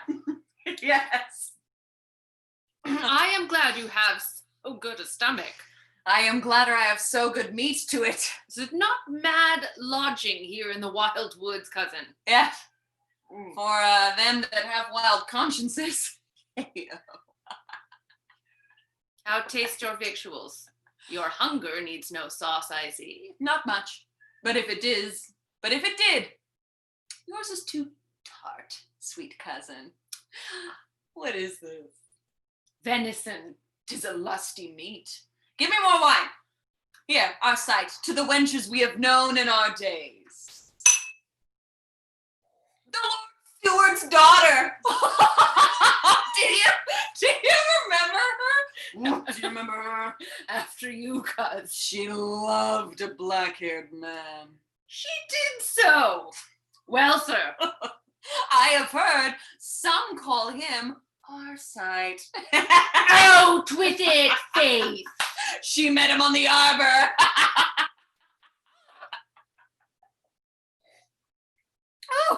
Oh, what did she there, cuz? Oh, poor the virginals. Something she did, sir. Made her groan a month for it. Oh, 2 or 3 or 10. The marshal's sister had her share too, as I remember, cousin. Else there be tales abroad. You'll pledge her? Yes. A pretty brown wench 'tis. There was a time when young men went a hunting, and a wood, and a broad beach, and thereby hangs a tale. Hey-ho! For Emily, upon my life, fool! Away with this strained mirth. I say again, that sigh was breathed for Emily. Base, cousin, darest thou break first? You are wide. By heaven and earth, there's nothing in thee honest. Then I'll leave you. You are a beast now. As thou makest me a traitor. There's all things needful, files and shirts and perfumes. I'll come again some 2 hours hence and bring that shall quiet all. A sword and armor. Fear me not. You are now too foul. Farewell. Get off your trinkets. You shall want not. Sirrah, I'll hear no more. He exits. If he keep touch, he dies for it. He exits. Scene 4, enter jailer's daughter. I'm very cold. And all the stars are out too. The little stars and all that look like aglets. The sun has seen my folly. Palamon? Alas, no, he's in heaven. Where am I now? Yonder's the sea, and there's a ship. How it tumbles. And there's a rock lies watching underwater. Now, it beats upon it. Now, there's a leak sprung, a sound one. How they cry. Open her before the wind, you'll lose all else. Up with a course or two and tack about, boys. Good night. Good night, you're gone. I am very hungry. I would I could find a fine frog. He would tell me news from all parts of the world, and then I would make a carrack of a cockleshell and sail by east and northeast to the king of pygmies, for he tells fortunes rarely. Now my father, 20 to 1, is trussed up in a trice tomorrow morning. I'll say never a word, for I'll cut my green coat a foot above my knee, and I'll clip my yellow locks an inch below mine eye. Hey, nonny, nonny, nonny. He'll buy me a white cut, forth for to ride, and I'll go seek him through the world that's so wide. Hey, nonny, nonny, nonny. Oh, for a prick now like a nightingale to put my breast against. I shall sleep like a top else. He exits. Scene 5, enter a schoolmaster and 6 countrymen, one dressed as a babian. Fie, fie! What tediosity and disinsanity is here among you? Have my rudiments been labored so long with you, milked onto you, and by a figure even the plum broth and marrow of my understanding laid upon you, and do you still cry, where, and how, and wherefore? You most coarse-fried capacities, Eugene judgments, have I said thus, let it be, and there let it be, and then let it be, and no man understand me? Pro diem meus fidus, you are all dunces! For why? Here stand I. Here, the Duke comes. There are you, close in the thicket, and the Duke appears. I meet him, and unto him I utter learned things and many figures, and he hears and nods and hums and and then cries rare, and I go forward. At length I fling my cap up there, mark, there. Then do you as once did Melanger and the boar, break calmly out before him, like true lovers cast yourself in a body decently and sweetly, by a figure trace and turn, boys. And sweetly we will do it, Master Gerald. Draw up the company. Where's the taborer? Why, Timothy! Enter the taborer. Here, my mad boys, have at you. But I say, where's their women? Enter 5 wenches. Here's Fritz and Maudlin. And little Luce, with the white legs and bouncing Barbary. And freckled Nell, that never failed her master. Where be your ribbons, maids? Swim with your bodies, carry it sweetly and deliverly, and now and then favor and a frisk. Let us alone, sir. Where's the rest of the music? Dispersed, as you commanded. A couple then, and see what's wanting. Where's the Bobbian? My friend, carry your tale without events or scandal to the ladies, and be sure you tumble with audacity and manhood, and when you bark, do it with judgment. Yes, sir. Quo ustum tandem. Here is a woman wanting. We may go whistle all the fats i' the fire. We have, as learned authors utter, washed a tile. We have been fattest and labored vainly. This is that scornful piece, that scurvy Hilding that gave her promise faithfully she would be here. Cicely, the Senster's daughter, the next gloves that I give shall be her, give her shall be dogskin. Nay, she failed me once, you can tell. Arcus, she swore by wine and bread that she would not break. An eel and a woman. A learned poet says, unless by the tail and with the teeth thou hold, will either fail. In manner, this was false position. A fire ill take her. Does she flinch now? What shall we determine, sir? Nothing. Our business has become a nullity, yea, and a woeful and pietous nullity. Now when the credit of our town lay on it, now to be frampolled, now to piss of the nettle, go thy ways, I'll remember thee, I'll fit thee. Enter jailer's daughter. The Georgia Lau came from the south, from the coast of Barbary, and there he met with brave gallants of war, by 1, by 2, by 3. Well held, you jolly gallants, whither are you bound? Oh, let me have your company till I come to the sound. There was 3 fools, fell out an owlet. The one he said it was an owl, the other he said nay, the third he said it was a cock and her bells cut away. There's a dainty mad woman, master. Comes in the thick as mad as a March hare. If we can get her dance and we are made again, I warrant her she'll do the rarest gambles. A mad woman? We are made, boys. And are you mad, good woman? I would be sorry else. Give me your hand. Why? I can tell your fortune. You are a fool. Tell 10. I have posed it. Buzz! Friend, you must eat no white bread. If you do, your teeth will bleed extremely. Shall we dance, ho? I know you. You're a tinker. You're a tinker. Stop no more holes but what you should. Dia bonilla, a tinker damsel? Or a conjurer. Raise me a devil now, and let him play Chipasa or the bells and bones. Go! Take her, and fluently persuade her to a peace. Et opus egius, quote nec lovers, ius nec igneus. Strike up, and lead her in. Come, lass, let's trip it. I'll lead.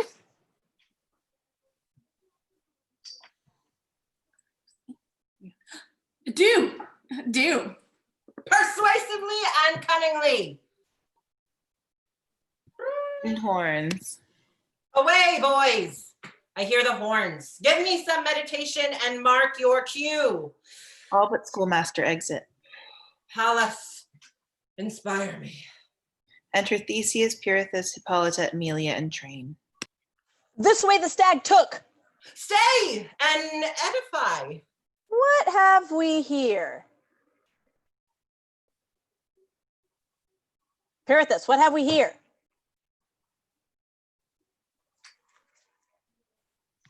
Pardon, my lord, pardon me. Some country sport? Upon my life, sir. Well, sir, go forward. We will edify. Chairs Ladies, brought out. ladies, sit down. We'll stay it. Theseus, Hippolyta, and Amelia sit. Thou doughty Duke, all hail, sweet lady. This is a cold beginning. If you but favor, our country pastime made is. We are a few of those collected here that ruder tongues distinguish villager, and to say verity and not to fable, we are a merry rout, or else a rabble, or company, or by figure chorus, that for thy dignity will dance a Morris. And that I am the rectifier of all, by title pedagoguer that list fall, the birch upon the breeches of the small ones, and humble with the furl of the tall ones, do here present this machina, or this fame, and dainty Duke whose doughty dismal fame, from dis to dallas, from post to pillar, is blown aboard, help me thy poor well-willer. And with thy twinkling eye look right and straight upon this mighty Moor of mickle weight, is now come in which being glued together, make Morris and the cause we came hither. The body of our smort of no small study, I first appear though rude, raw, and muddy, to speak before thy noble grace this tenor, at whose great feet I offer up my penner. The next, the Lord of May and Lady Bright, the chambermaid and serving man by night, that seek out silent hanging, then mine host and his fat spouse, that welcome to their cost, the gallant traveler with beckoning, in forms of tapester to inflame the reckoning. Then the best eating clown, and next to the fool, the Bobian with long tail and eke long tool. Come, Multius alias that make a dance, say aye, and all shall presently advance. Aye. Aye, by any means, dear Domine. Produce! Infiltrate,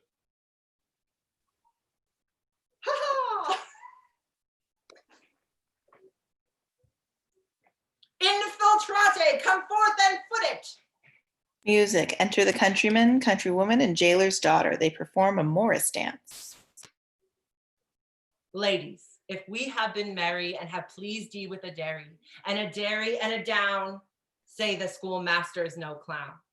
Duke, if we have pleased thee too and should have done as good boys do, give us but a tree or twain for a maypole, and again, ere another year run out, we'll make thee laugh and all this rout.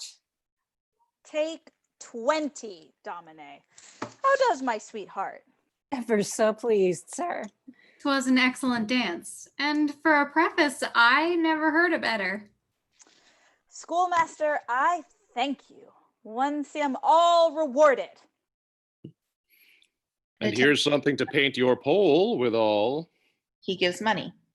Now to our sports again. May the stag thou huntest stand long, and thy dogs be swift and strong. May they kill him without lets, and lady eats his dowsets. Come, we are all made. Dictaceus omnis, you have danced rarely, wenches. They exit. Scene 6, enter Palamon from the bush.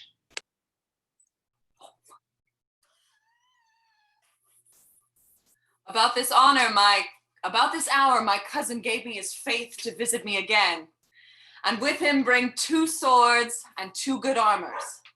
If he fail, he's neither man nor soldier.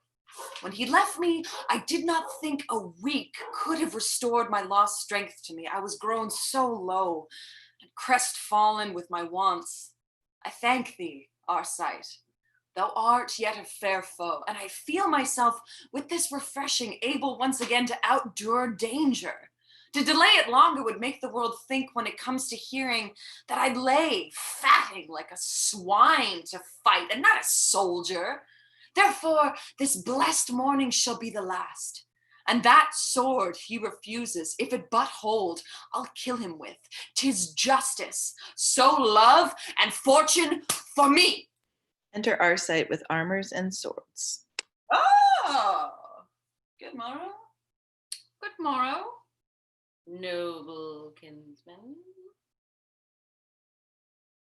I have put you too much at pains, sir. That too much, fair cousin, is but a debt to honor and my duty. Would you were so all in, sir. I could wish you as kind a kinsman as you force me find as beneficial foe, that my embraces might thank you, not my blows. Oh, no. I shall think either well done and noble recompense. Then I shall quit you. Defy me in these fair terms, and you show more than a mistress to me, no more anger, as you love anything that's honorable.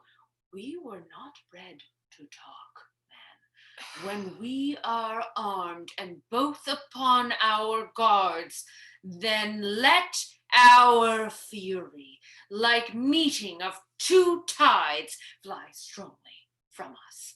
And then to whom the birthright of this beauty truly pertains, without upbraiding, scorns, deprising of our persons, and such poutings fitter for girls and schoolboys will be seen, and quickly, yours or mine, will it please you arm, sir?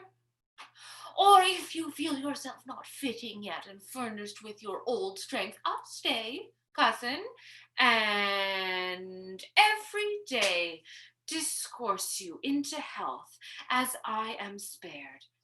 Your person I am friends with, and I could wish I had not said I loved her, though I had died.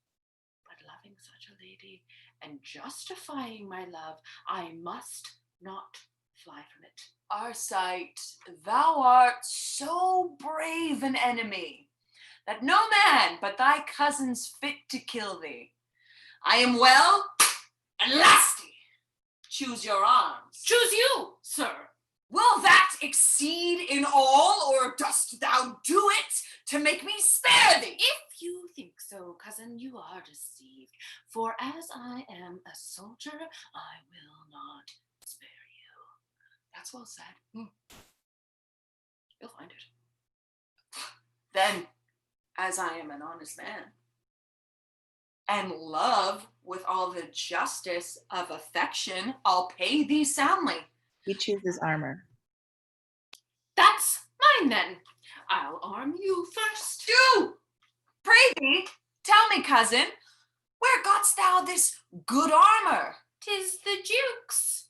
And to say true, I stole it. Do I pinch you? No! It's not too heavy. I have one lighter, but I shall make it serve. I'll buckle it closed. by any means. Sorry. You care not for a grand guard? No, we'll use horses. I'll perceive you would fain be at that fight. I am indifferent. Faith, so am I. Good cousin. Thrust the buckle through far enough. I warrant you. Thrust my buckle. You said you would. My casque now. Will you fight bare arms? We shall be the nimbler. But use your gauntlets, though. Those are the least. Prithee, take mine, good cousin. Thank you, Arcite. How do I look? Am I falling too much away? Very little. Love has used you kindly. I warned thee, I'll strike home. Do, and spare not. I'll give you cause, sweet cousin. Now to you, sir. Methinks this armor is very like that, Arcite. The worst that day the 3 kings fell, but lighter. That was a very good one, and that day I well remember. You outdid me, cousin. I never saw such valor. When you charged upon the left wing of the enemy, I spurred hard to come up, and under me I had a right good horse. You had, indeed. A bright bay, I remember. Yes, but all was vainly labored in me. You outwent me, nor could my wishes reach you, yet a little I did by imitation. More by virtue. You are modest, cousin. When I saw you charge first, methought I heard a dreadful clap of thunder break from the troop. Still, before that, flew the lightning of your valor. Stay a little. Is not this piece too straight? No, 'tis well. Huh. I would have nothing hurt thee but my sword. A bruise would be dishonor. Now I am perfect. Stand off then. Take my sword. I hold it. Thank you. No, keep it. Your life lies on it. Here's one. If it but all, I could ask no more for all my hopes. My cousin honor guard me, and me, my love. They bow several ways, then advance and stand. Is it me? Oh, is there aught else to say? This only, and no more. Thou art mine aunt's son, and that blood we desire to shed is mutual. In me, thine, and in thee, mine. My sword is in my hand, and if thou kill'st me, the gods and I forgive thee. If there be a place prepared for those that sleep in honor, I wish his weary soul that falls may win it. Fight bravely, cousin. Give me thy noble hand. Here, Palamon, this hand shall never more come near thee with such friendship. I commend thee. If I fall, curse me, and say I was a coward. For none but such dare die in these just trials. Once more, farewell, my cousin. Farewell. Fight. Horns within, they stand. Lo, cousin! Lo, our folly has undone us! Why? This is the Duke a-hunting, as I told you. If we be found, we are wretched. Oh, retire for honor's sake, and safely, presently, into your bush again. Sir, we shall find too many hours to die in. Gentle cousin, if you be seen, you perish instantly for breaking prison, and I, if you reveal me for my contempt, then all the world will scorn us and say we had a noble difference, but base disposers of it. No, cousin. I will no more be hidden, nor put off this great adventure to a second trial. I know your cunning, and I know your cause. He that faints now, shame take him. Put thyself upon thy present God. Mad? Or I will make the advantage of the hour. Mine own. And what will come shall threaten me. I fear less than mine own fortune. No, weak cousin, that I love Amelia. And in that I'll bury thee, and all crosses else. Then come what can come, thou shalt know, Palamon, I dare as well die as discourse or sleep. Only this fears me, the law will have the honor of our ends. Have at thy life! Look to thine own will, Arcite. Fight again. Horns. Enter Theseus, Hippolyta, Amelia, Pirithous, and Train. What ignorant and mad malicious traitors are you that are pillow fighting against the tenor of my laws, making battle thus like knights appointed without my leave and officer of arms? By Castor both shall die. Hold thy word, Theseus. We are certainly both traitors, both despisers of thee and thy goodness. I am Palamon, that cannot love thee. He that broke thy prison, think well what that deserves. And this is Arcite. A bolder traitor never trod thy ground, and falser ne'er seemed friend. This is the man was begged and banished. This is he that contemns thee, and what thou darest do in this disguise against thine own edict follows thy sister. At first bequeathing to the soul to justly I am, and which is more, dares think her his. This treachery! Like a most trusty lover, I called him now. If he be'st, as thou art spoken, great and virtuous, the true decider of all injuries, say fight again, and thou shalt see me, Theseus, do such a justice that thou thyself wilt envy. Then take my life. I woo thee to it. Oh heaven, what more than man is this? I have sworn. We seek not thy breath of mercy, Theseus. 'Tis to me a thing as soon to die as thee to say it, and no more moved. Where this man calls me traitor, let me say thus much. If in love be treason, in service of so excellent a beauty as I love most, and in that faith will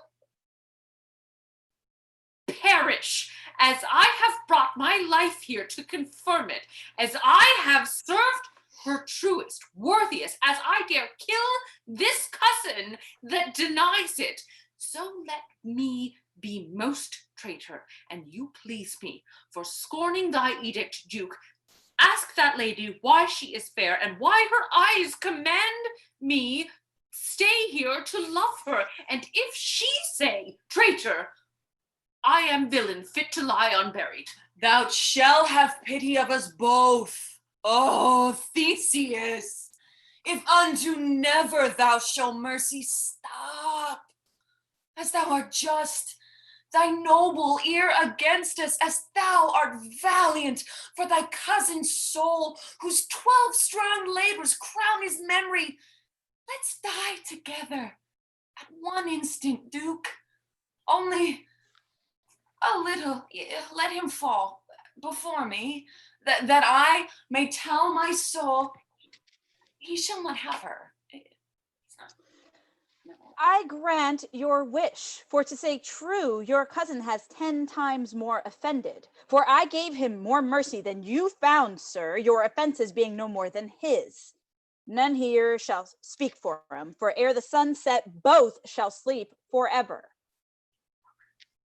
Alas, the pity.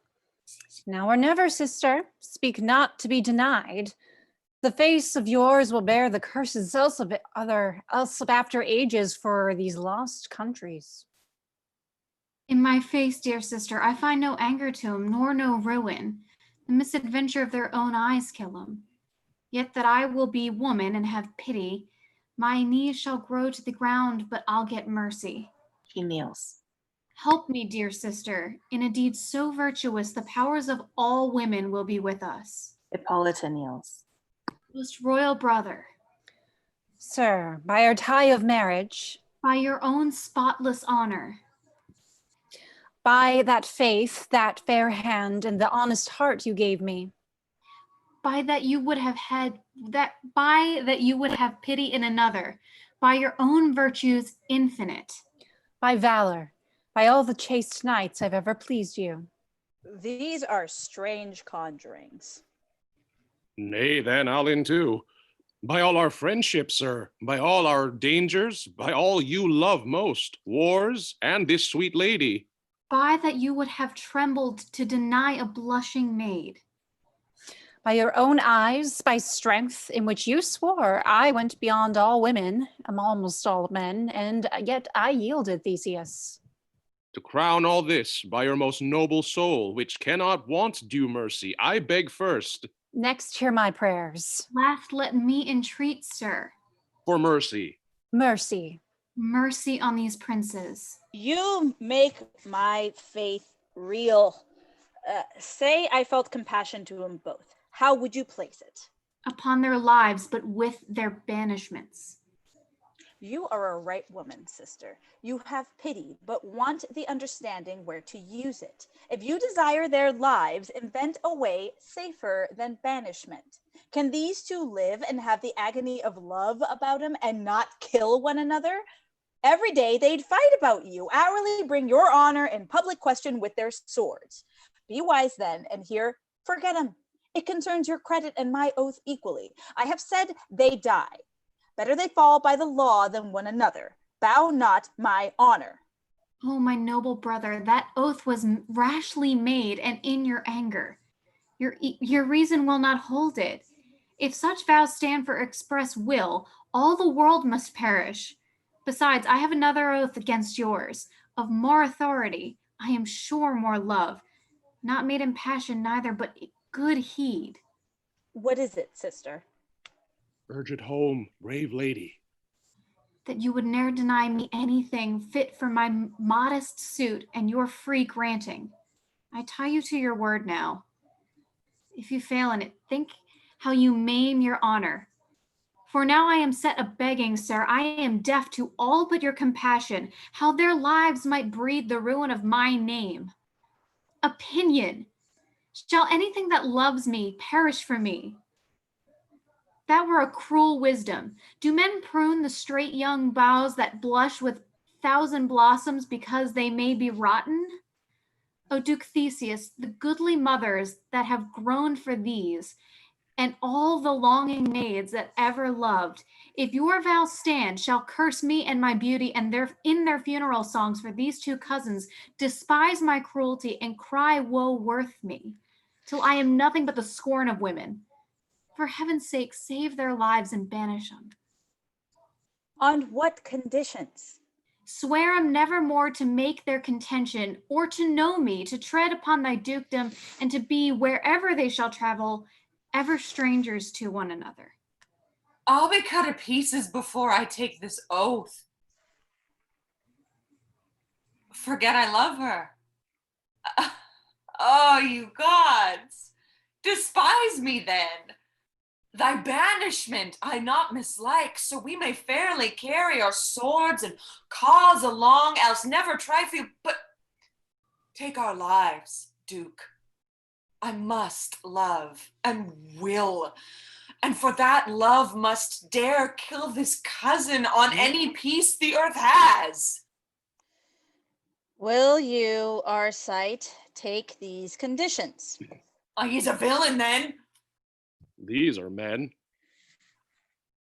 No, never, Duke. 'Tis worse to me than begging to take my life so basely. Though I think I never shall enjoy her, yet I'll preserve the honor of affection and die for her, make death a devil. What may be done? For now I feel compassion. Let it not fall again, sir. Say, Emilia, if one of them were dead, as one must, are you content to take the other to your husband? They cannot both enjoy you. They are princes as goodly as your own eyes, and as noble as ever fame yet spoke of. Look upon them, and if you can love, end this difference. I give consent. Are you content too, princes? With all our souls. He that she refuses must die then. Any death thou canst invent, Duke. If I fall from that mouth, I fall with favor, and lovers yet unborn shall bless my ashes. If she refuse me, yet my grave will wed me, and soldiers sing my epitaph. Make choice then. I cannot, sir. They are both too excellent. For me, a hair shall never fall of these men. What will become of them? Thus I ordain it, and by mine honor once again it stands. Or both shall die. You shall both to your country, and each within this month, accompanied with 3 fair knights, appear again in this place, in which I'll plant a pyramid, and whether before us that are here can force his cousin by fair and knightly strength to touch the pillar, he shall enjoy her.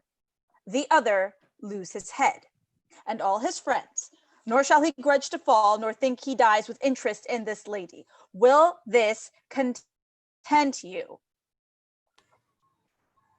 Yes. Here, cousin our sight. I am friends again until that hour. I embrace you. Oh. Are you content, sister? Yes, I must, sir, else both miscarry. Come, shake hands again then, and take heed as you are gentlemen. This quarrel sleep till the hour prefixed, and hold your course. We dare not fail thee, Theseus. Come, I'll give you now usage like to princes and to friends. When you return, who wins, I'll settle here. Who loses, yet I'll weep upon his bier. They exit. Act 4, Scene 1, enter jailer and his friend. Heard you no more? Was nothing said of me concerning the escape of Palamon? Good sir, remember. Nothing that I heard, for I came home before the business was fully ended. Yet I might perceive, ere I departed, a great likelihood of both their pardons. For Hippolyta and fair-eyed Emily upon their knees begged with such handsome pity that the Duke, methought, stood staggering whether he should follow his rash oath or the sweet compassion of those 2 ladies, and to second them, that truly noble Prince Pirithous, half his own heart set in 2, that I hope all shall be well. Neither heard I one question of your name or his scape. Well, pray heaven it holds so. Enter second friend. Be of good comfort, man. I bring you news, good news. There, welcome. Palamon has cleared you and got your pardon, and discovered how and by whose means he escaped, which was your daughter's, whose pardon is procured too. And the prisoner, not to be held ungrateful to her goodness, has given a sum of money to her marriage. A large one, I'll assure you. You are a good man and ever bring good news. How was it ended? Why, as it should be. They that ne'er begged but they prevailed had their suits fairly granted. The prisoners have their lives. I knew 'twould be so. But there be new conditions, which you'll hear of at better time. I hope they are good. They are honorable. How good they'll prove, I know not. Will be known. Enter wooer. Alas, sir, where's your daughter? Why do you ask? Oh, sir, when did you see her? How he looks? This morning. Was she well? Was she in health? Sir, when did she sleep? These are strange questions. I do not think she was very well. For now, you make me mind her. But this very day, I asked her questions, and she answered me so far from what she was, so childishly, so sillily, as if she were a fool, an innocent, and I was very angry. But what of her, sir?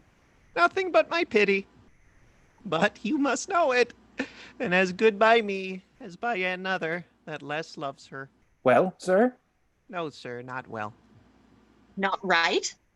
Not well? 'Tis too true, she is mad. It cannot be.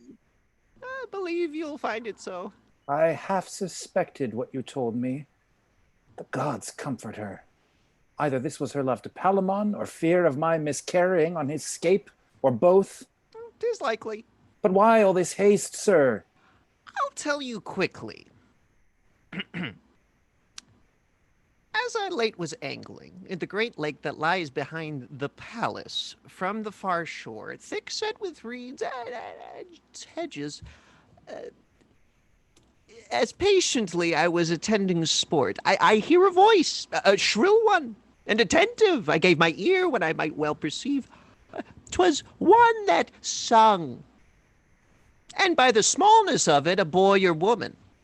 I then left my angle to his own skill, came near, but yet perceived not who made the sound. The rushes and the reeds had so encompassed it. I laid me down and listened to the words she sung, for then through a small glade cut by the fishermen, I saw it was your daughter.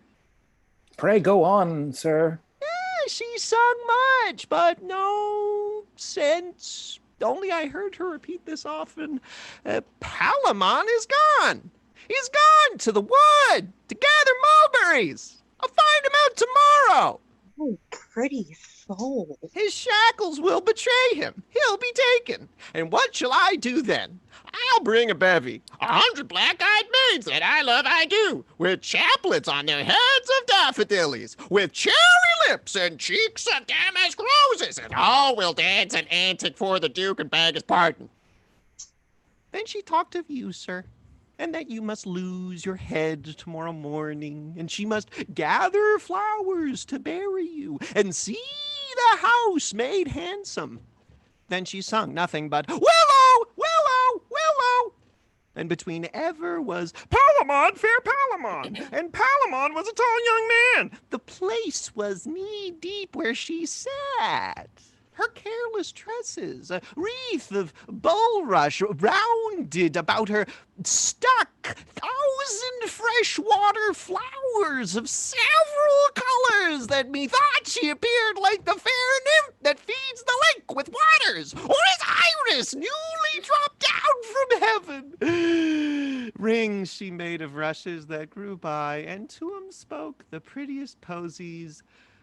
Thus our true love's tied. This you may lose not me, and many a one. And then she wept, and sung again, and sighed, and with the same breath smiled and kissed her hand. Alas, what a pity it is. I made into her, she saw me, and straight sought the flood. I saved her, and set her safe to land, when presently she slipped away, and to the city made, with such a cry and swiftness that, believe me, yes, she left me far behind her. 3 or 4 I saw from far behind her. I saw from far off cross her, and one of them I knew to be your brother, where she stayed and fell, scarce to be got away. I left them with her, and hither came to tell you. And her jailer's brother, jailer's daughter, and others. Oh, well, here they are. May you never more enjoy the light, etc. Is not this a fine song? Oh, a very fine one. I can sing 20 more. I think you can. Yes, truly, I can. I can sing The Broom and Bonnie Robin. Are you not a tailor? Yes. Well, where's my wedding gown? I'll bring it tomorrow. Do, very rarely. I must be abroad, else to call the maids and pay the minstrels, for I must lose my maidenhead by cocklight. Will never thrive else. Oh fair, oh sweet, etc. You must even take it patiently. 'Tis true. Goody and good men. Pray, did you ever hear of one young Palamon? Yes, wench, we know him. He's not a fine young gentleman. 'Tis love. by no mean cross her. She is then distempered, far worse than now she shows.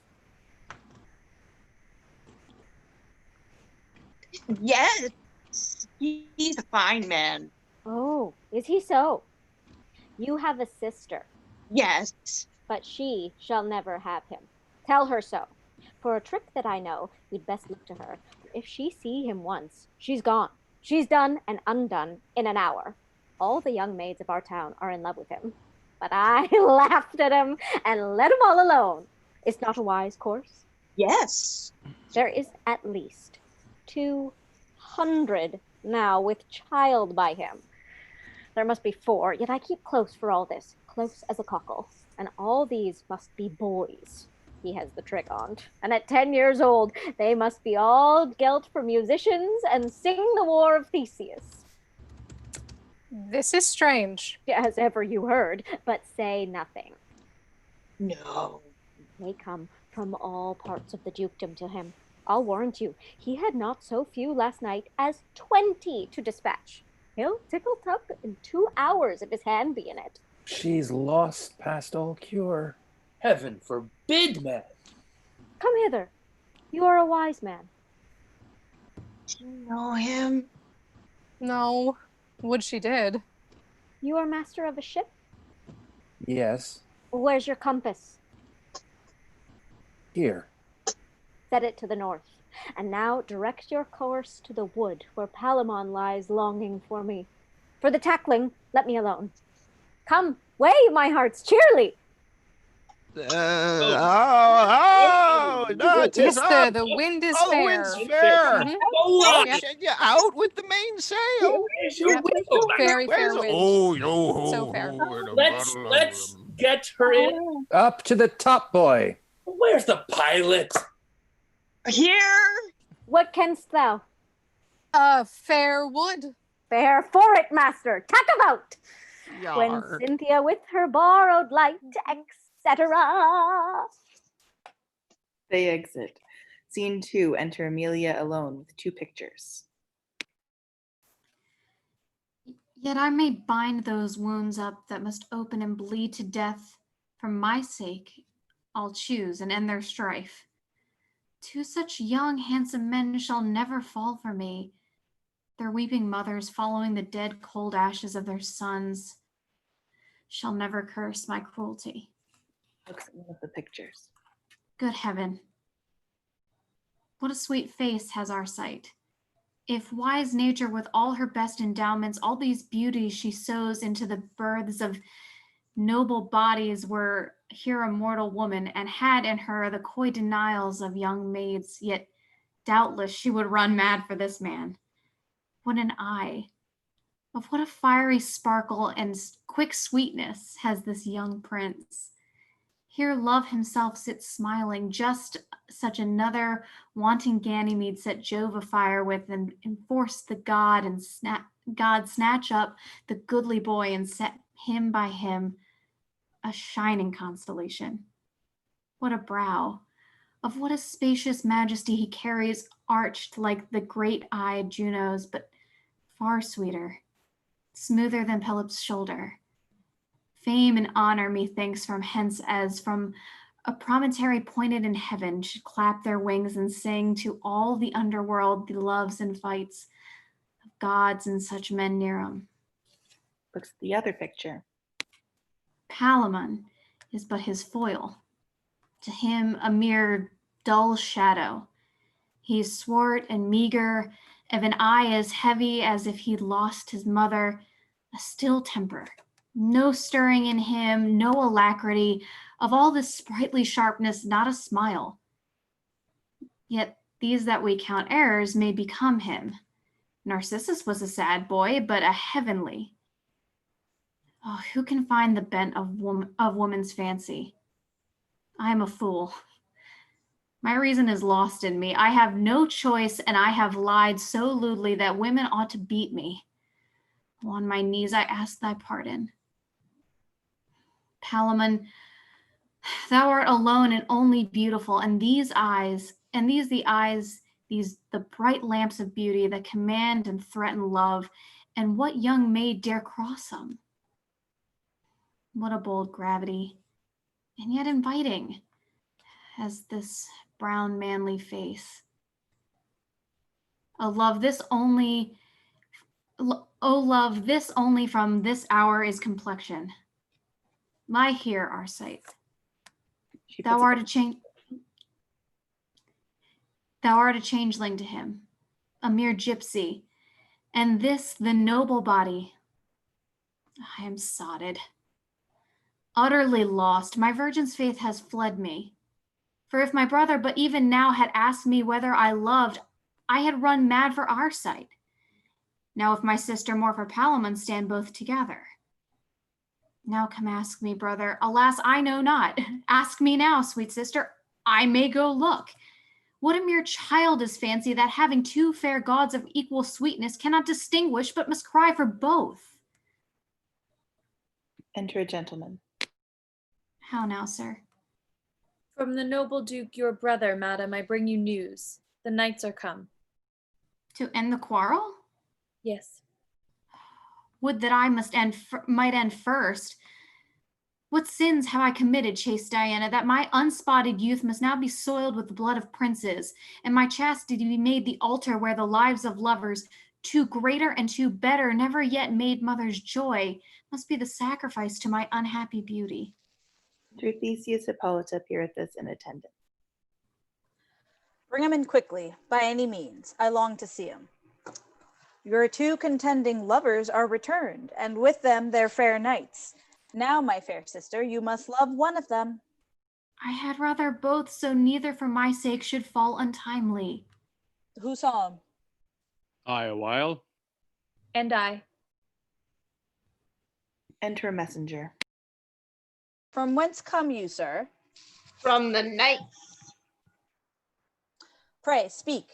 You that have seen them, what they are. I will, sir, and truly, what I think. 6 braver spirits than these they have brought, if we judge by the outside, I never saw nor read of. He that stands in the first place with our sight by his seeming should be a stout man, by his face a prince. His very looks so say him, his complexion, nearer a brown than a black, stern and yet noble, which shows him hardy, fearless, proud of dangers. The circles of his eyes show fire within him, and as a heated lion, so he looks. His hair hangs long behind him, black and shining like raven's wings. His shoulders, broad and strong, armed long and round, and on his thigh, a sword hung by a curious baldric, when he frowns to seal his will with. Better, of my conscience, was never soldier's friend. Thou hast well described him. Yet a great deal short, methinks, of him that's first with Palamon. Pray, speak of him, friend.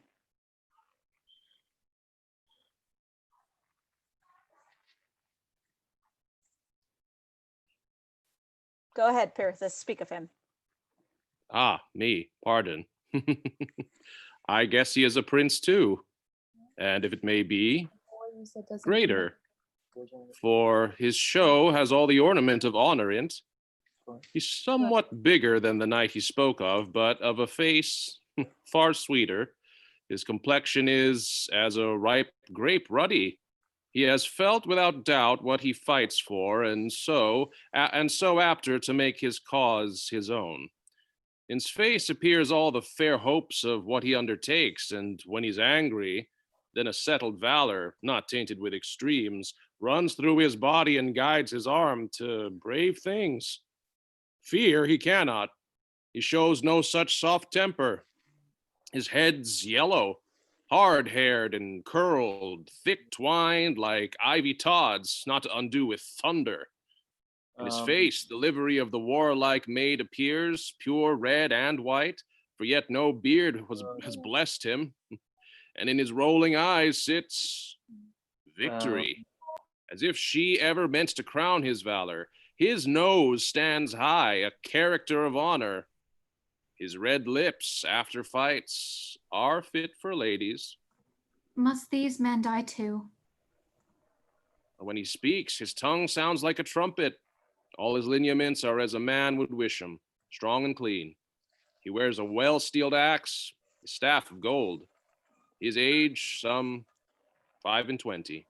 There's another, a little man, but of a tough soul, seeming as great as any, fairer promises in such a body yet I never looked on. Oh, he that's freckle-faced. The same, my lord. Are they not sweet ones? Yes, they are well. Methinks, being so few and well disposed, they show great and fine art in nature. He is white-haired, not wanton white, but such a manly color next to an auburn, tough and nimble set, which shows an active soul. His arms are brawny, lined with strong sinews to the shoulder pace. Gently they swell, like women new conceived, which speaks him prone to labor, and never fainting under the weight of arms. Stout-hearted still, but when he stirs, a tiger. He's gray-eyed, which yields compassion where he conquers, sharp to spy advantages, and where he finds them, he's swift to make them his. He does no wrongs, nor takes none. He's round-faced, and when he smiles, he shows a lover. When he frowns, a soldier. About his head he wears the winner's oak, and in it stuck the favor of his lady. His age, some 36. In his hand he bears a charging staff embossed with silver. Are they all thus?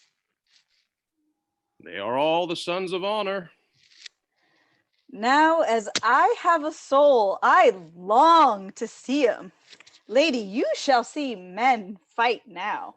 I wish it, but not the cause, my lord. They would show bravely about the titles of 2 kingdoms. 'Tis pity love should be so tyrannous. Oh, my soft-hearted sister, what think you? Weep not till they weep blood, whench it must be. You have sealed them with your beauty. Honored friend, to you I give the field. Pray order it fitting the persons that must use it. Yes, sir. Come, I'll go visit. I cannot stay. Their fame has fired me so. Till they appear, good friend, be royal. There shall want no bravery. All but Amelia exit. Poor wench. Go weep, for whosoever wins loses a noble cozen for thy sins. She exits. Scene 3, enter jailer, wooer, and doctor. Her distraction is more at some time of the moon than some other time, is it not?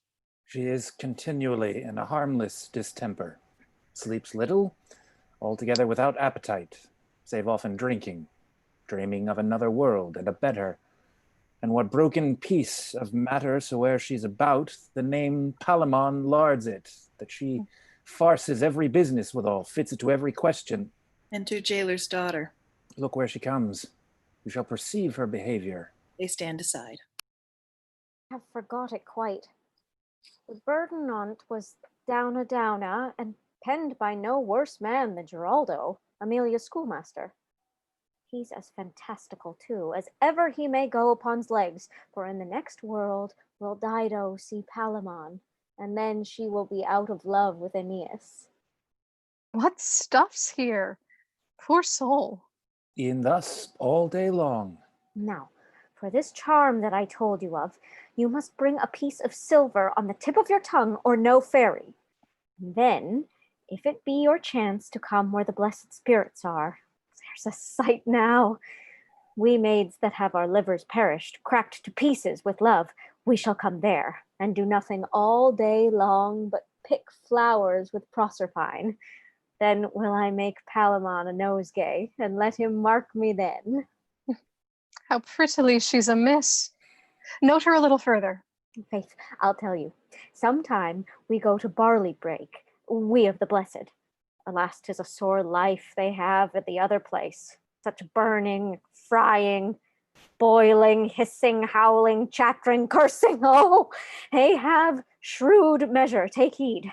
If one be mad, or hang, or drown themselves, thither they go, Jupiter bless us, and there shall we be put in a cauldron of lead and usurer's grease, amongst a whole million of cutpurses, and there boil like a gammon of bacon that will never be enough. Oh, how her brain coins. Lords and courtiers that have got maids with child, they are in this place.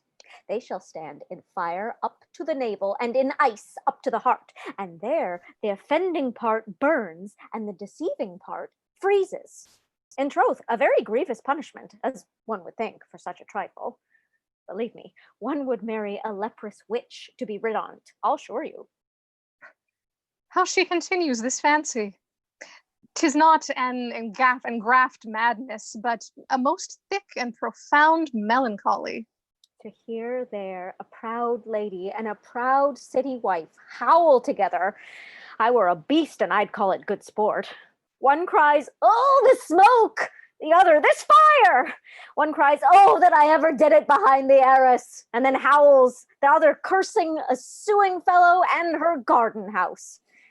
I will be true, my stars, my fate, etc. Daughter exits.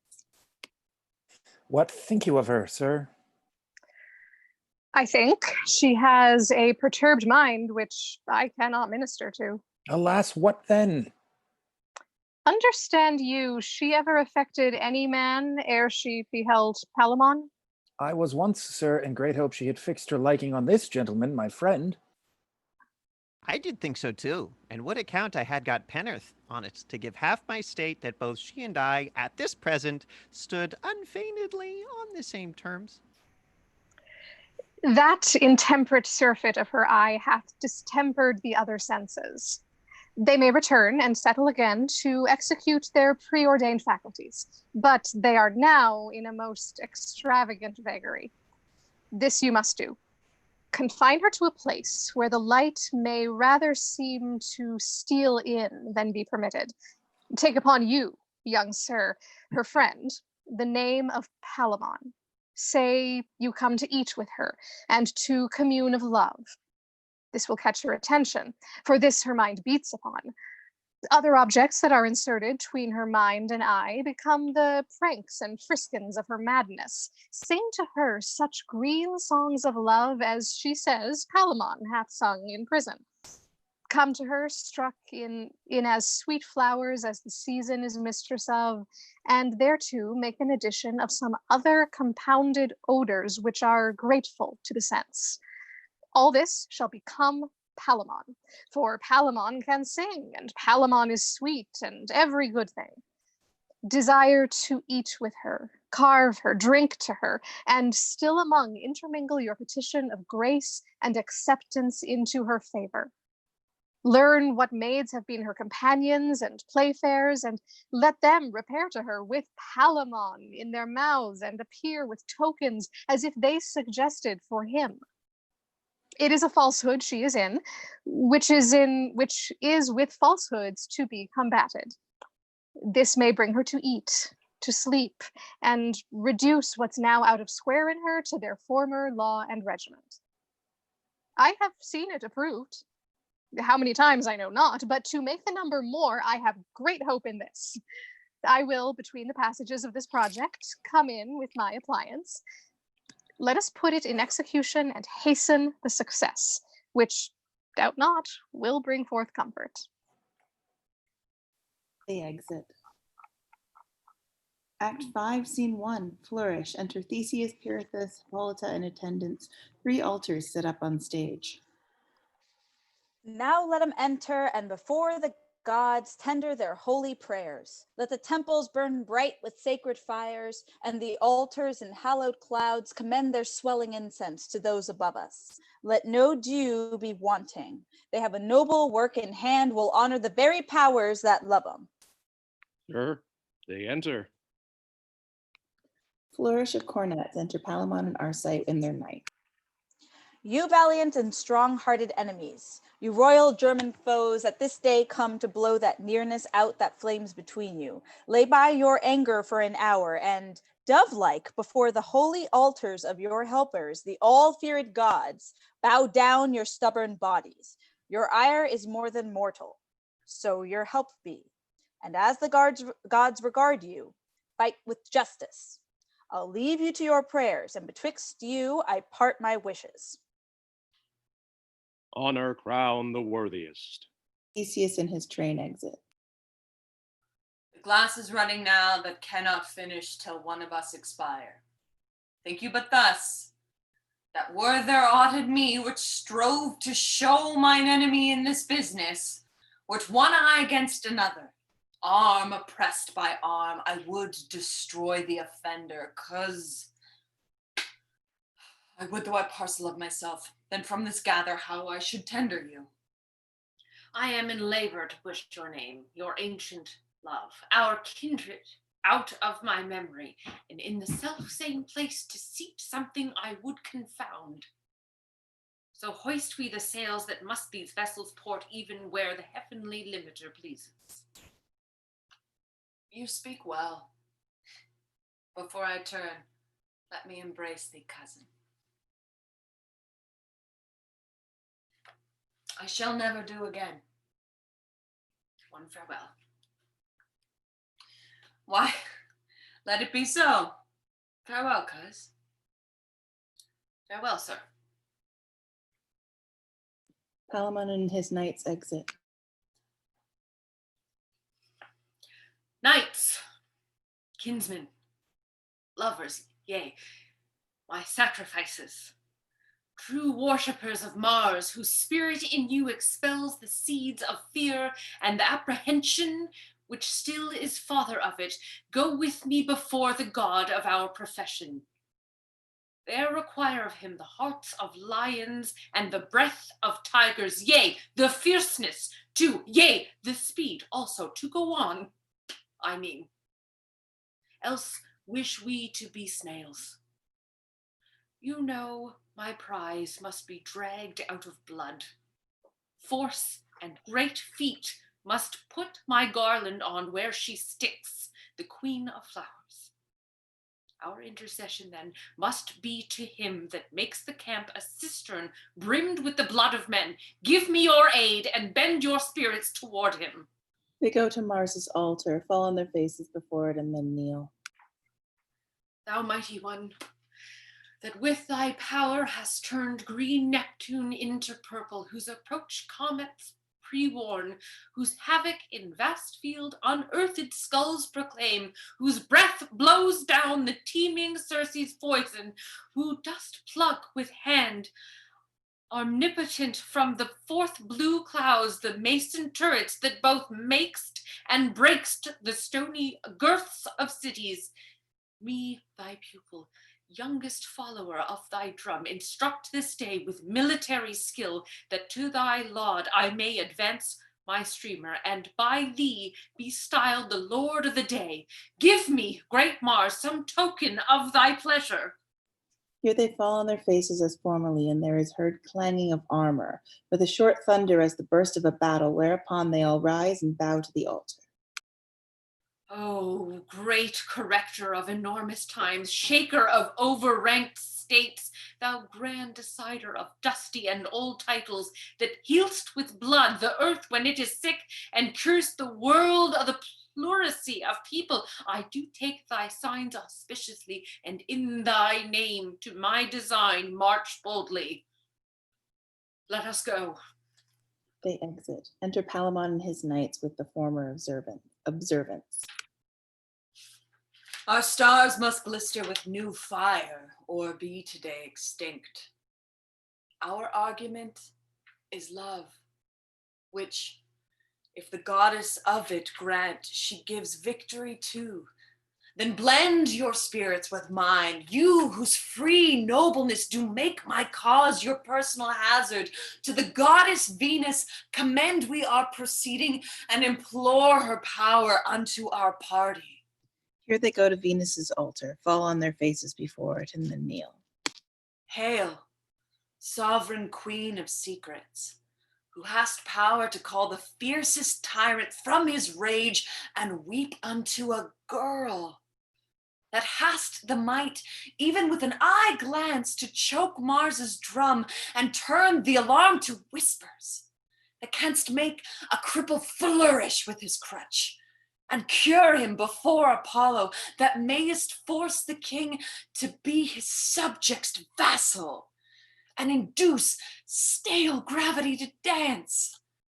The polled bachelor whose youth, like wanton boys through bonfires, have skipped thy flame at 70, thou canst catch and make him to scorn of his hoarse throat abuse young lays of love.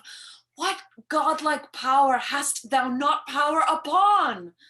To Phoebus thou add'st flames hotter than his, to heavenly fires did scorch his mortal son. Thine him, the huntress, all moist and cold, some say began thy to throw her bow away and sigh. Take thy grace, me, thy vowed soldier, who do bear thy yoke as 'twere a wreath of roses, yet is heavier than lead itself, stings more than nettles. I have never been foul-mouthed against thy law, ne'er revealed secret, for I knew none, would not, had I kennelled all that were. I never practiced upon man's wife, nor would libels read of liberal wits. I never at great feasts sought to betray a beauty, but have blushed at simpering sirs that did. I have been harsh to large confessors, and have hotly asked them if they had mothers. I had one, a woman 'twere they wronged. I knew a man of 80 winters, this I told him, who a lass of 14 brided, 'twas thy power to put life into dust. Lost my place. Thy aged cramp had skewed his square foot round. Thy gout knit his fingers into knots, torturing convulsions from his globy eyes had almost drawn their spheres, that what was life in him seemed torture. This anatomy had by his young, fair a boy, and I believed it was his, for she swore it was, and who would not believe her? Brief, I am. To those that prate and have done, no companion. To those that boast and have not, a defier. To those that would and cannot, a rejoicer.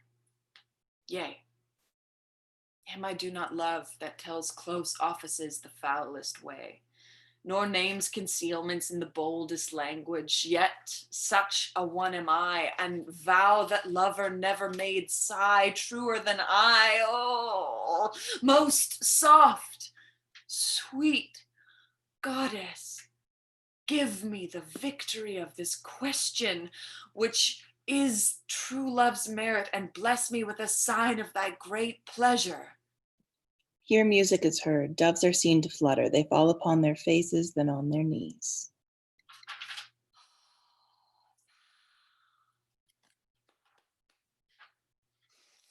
From 11 to 90 reign'st in mortal bosoms, whose chase is this world as we in herds thy game. I give thee thanks for this fair token, which being laid unto mine innocent true heart, arms in assurance my body to this business. Let us rise and bow before this goddess. Time comes on. They rise and bow. They exit. Still music of recorders. Enter Amelia in white, her hair about her shoulders, wearing a wheaten wreath, one in white holding up her train, her hair stuck with flowers, one before her carrying a silver hind in which is conveyed incense and sweet odors, which, being set upon the altar of Diana, her maid standing aloof, she sets fire to it. Then they curtsy and kneel. A sacred, shadowy, cold, and constant queen, abandoner of revels, mute contemplative, sweet, solitary, white as chaste and pure as wind fanned snow, who to thy female knights allows no more blood than will make a blush, which is their order's robe, I here thy priest am humbled for thine altar. O vouchsafe with that thy rare green eye, which never yet beheld thing maculate, look on thy virgin, and sacred silver mistress, lend thine ear, which ne'er heard scurrile term, into whose port ne'er entered wanton sound, to my petition seasoned with holy fear. This is my last of vestal office. I am bride habited, but maiden hearted. A husband I have pointed, but do not know him. Out of two, I should choose one and pray for his success, but I am guiltless of election. Of mine eyes, were I to lose one, they're equal precious. I could doom neither. That which perished should go to it unsentenced. Therefore, most modest queen, he of the two pretenders that best loves me and has the truest title in it, let him take off my wheaten garland, or else grant the file and quality I may hold I may continue in thy band. Here the hind vanishes behind the altar, and in the place ascends a rose tree, having one rose upon it. See what our general of ebbs and flows out from the bowels of her holy altar with sacred act advances. But one rose. If well inspired, this battle shall confound both these brave knights, and I, a virgin flower, must grow alone unplucked. Here is heard a sudden twang of instruments, and the rose falls from the tree. The flower is fallen. The tree descends. O mistress, thou here dischargest me. I shall be gathered. I think so, but I know not thine own will. Unclasp thy mystery. I hope she is pleased. Her signs were gracious. They curtsy and exit. Scene 2, enter jailer, doctor, wooer in the habit of Palamon.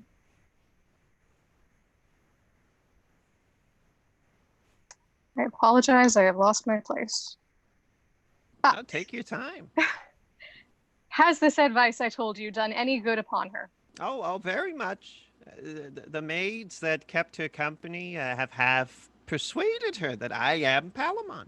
Within this half hour, she came smiling to me and asked me what I would eat and when I would kiss her. I told her presently and kissed her twice. 'Twas well done. 20 times had been far better, for there the cure lies mainly. Yeah, then she told me she would watch with me tonight. For well, she knew that what hour my fit would take me. Let her do so. And when your fit comes, fit her home, and presently. She would have me sing. You did so? No. 'Twas very ill done then. You should observe her every way. Alas, I have no voice, sir, to confirm her that way. That's all one. If you make a noise. If she entreat again, do anything. Lie with her if she ask you. Oh, there, doctor. Yes, in the way of cure. But first, by your leave, in the way of honesty. That's but a niceness. Ne'er cast your child away for honesty. Cure her first this way. Then, if she will be honest, she has the path before her. Thank you, doctor. Pray bring her in, and let's see how she is. I will, and tell her Palamon stays for her. But doctor, methinks you are i' the wrong still. Jailer exits. Go, go. You fathers are fine fools. Her honesty. And we should give her physic till we find that. Why do you think she is not honest, sir? How old is she? She's 18. She may be, but that's all one. 'Tis nothing to our purpose.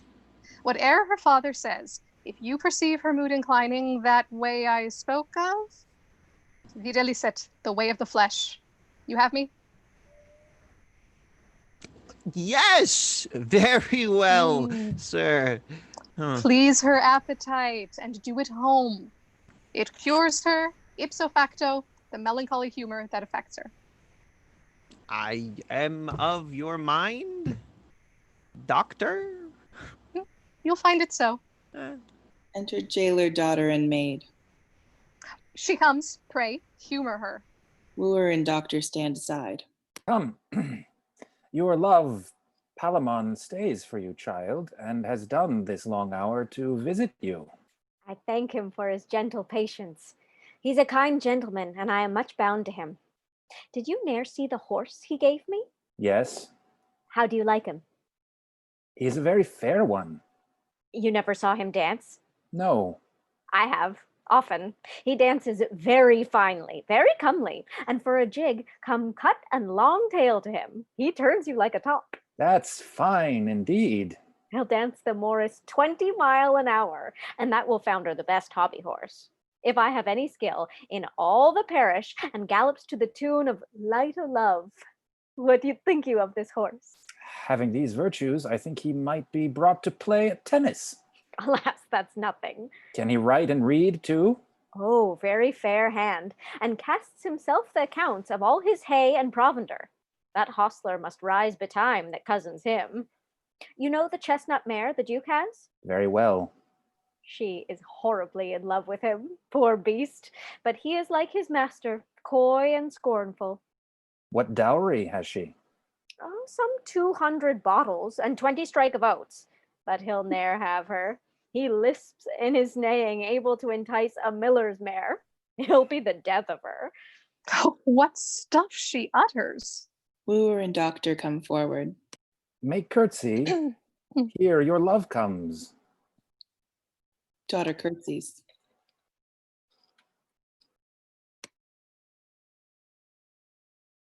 Pretty so. How do you? That's a fine maid.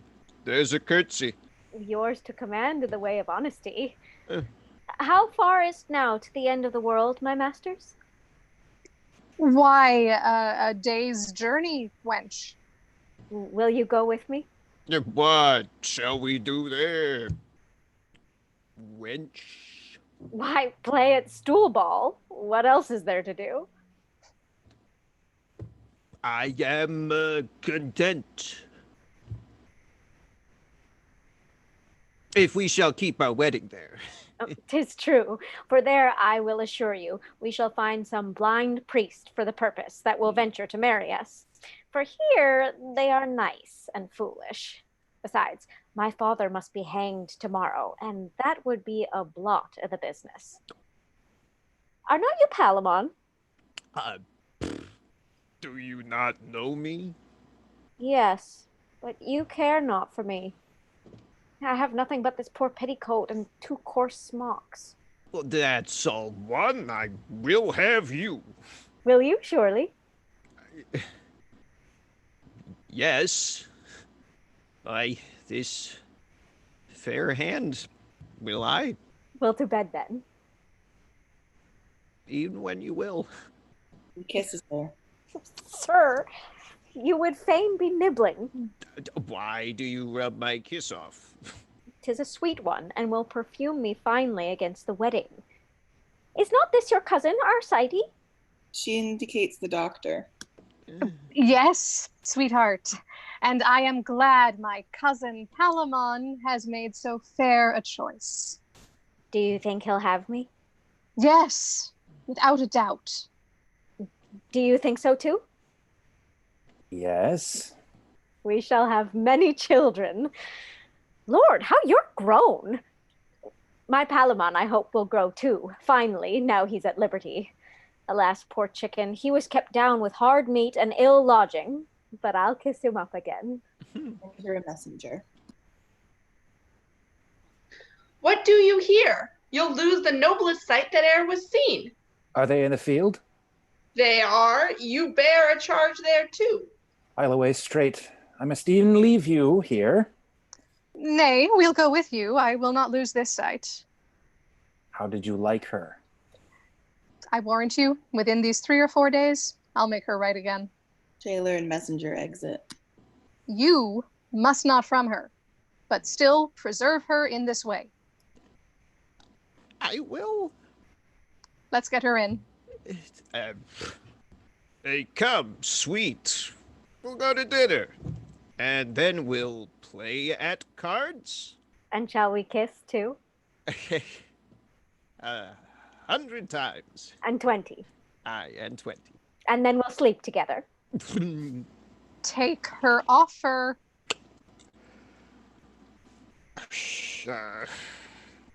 Yes. Mary, we will. But you shall not hurt me. I will not, sweet. If you do, love, I'll cry.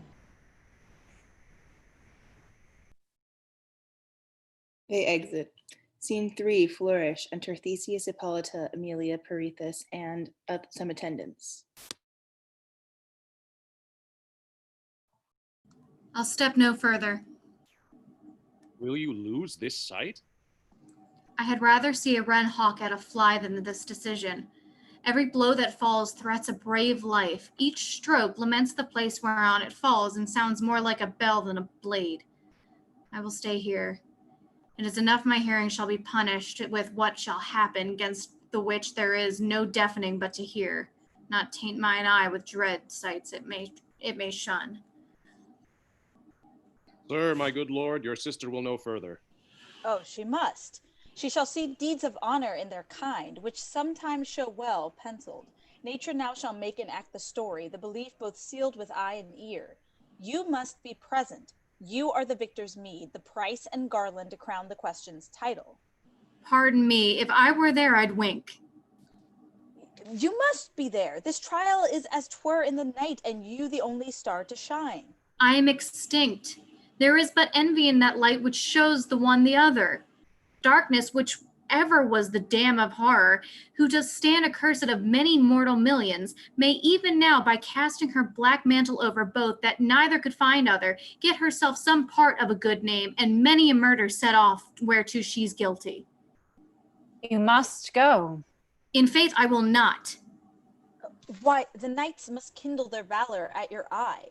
No, of this war you are the treasure, and must needs be by to give the service pay. Sir, pardon me. The title of a kingdom may be tried out of itself. Well, then, at your pleasure. Those that remain with you could wish their office to any of their enemies. Farewell, sister. I am like to know your husband for you, by some small start of time. He whom the gods do of the two know best, I pray them he be made your lot. Theseus, Hippolyta, Perithous, and others exit. Amelia remains, comparing again the pictures of Arcite and Palamon. Arcite is gently visaged, yet his eye is like an engine bent, or a sharp weapon in a soft sheath. Mercy and manly courage are bedfellows in his visage. Palamon has a most menacing aspect. His brow is graved and seems to bury what it frowns on. Yet sometimes 'tis not so, but alters to the quality of his thoughts. Long time his eye will dwell upon his object. Melancholy becomes him nobly. So does Arcite's mirth. But Palamon's sadness is a kind of mirth, so mingled as if mirth did make him sad and sadness merry. Those darker humors that stick misbecomingly on others, on them live in fair dwelling. Cornets, trumpets sound as to a charge. Hark how yon spurs to spirit do incite the princes to their proof. Arcite may win me, and yet may Palamon wound Arcite to the spoiling of his figure. What pity, enough for such a chance. If I were by, I might do hurt, for they would glance their eyes towards my seat, and in that motion might omit a ward or forfeit an offense which craved that very time. Cornets, a great cry and noise within crying, a Palamon. It is much better that I am not there. Better never born than minister to such harm. Enter servant. What's the chance? The cries of Palamon. Then he is won. 'Twas ever likely he looked all grace and success, and he is doubtless the primest of men. I prithee run and tell me how it goes. Shouts and cornets crying, "A Palamon!" Still Palamon. Run and inquire. Servant exits. Poor servant, thou hast lost. Upon my right side still I wore thy picture. Palamon's on the left. Why so I know not. I had no end in tells. Chance would have it so. On the sinister side the heart lies. Palamon had the best boding chance. Another cry and shout within in cornets. This burst of clamor is sure the end of the combat. Enter servant. They said that Palamon had Arcite's body within an inch of the pyramid. The cry was general, "A Palamon!" But anon, the assistants made a brave redemption, and the two bold titlers at this instant are hand to hand at it. Were they metamorphosed both into one? Oh, why, there were no woman worth so composed a man. Their single share, their nobleness peculiar to them, gives the prejudice of disparity, values shortness to any lady breathing. Cornets cry within, "Arcite, Arcite!" More exulting? Palamon still? Nay, now the sound is Arcite. I prithee lay attention to the cry. Set both thine ears to the business. Cornets, a great shout and cry, "Arcite, victory!" The cry is Arcite, and victory! Hark, Arcite, victory!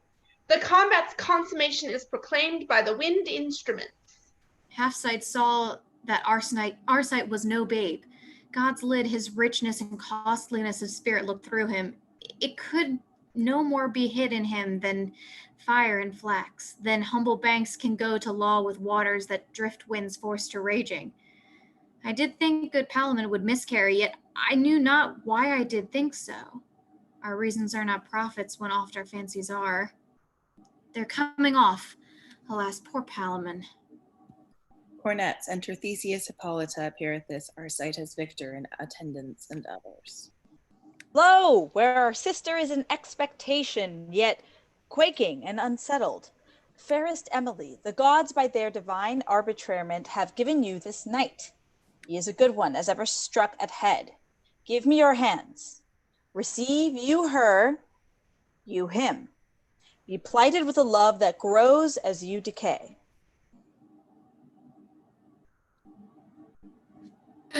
Emily, to buy you what I have lost, what's dearest to me, save what is bought.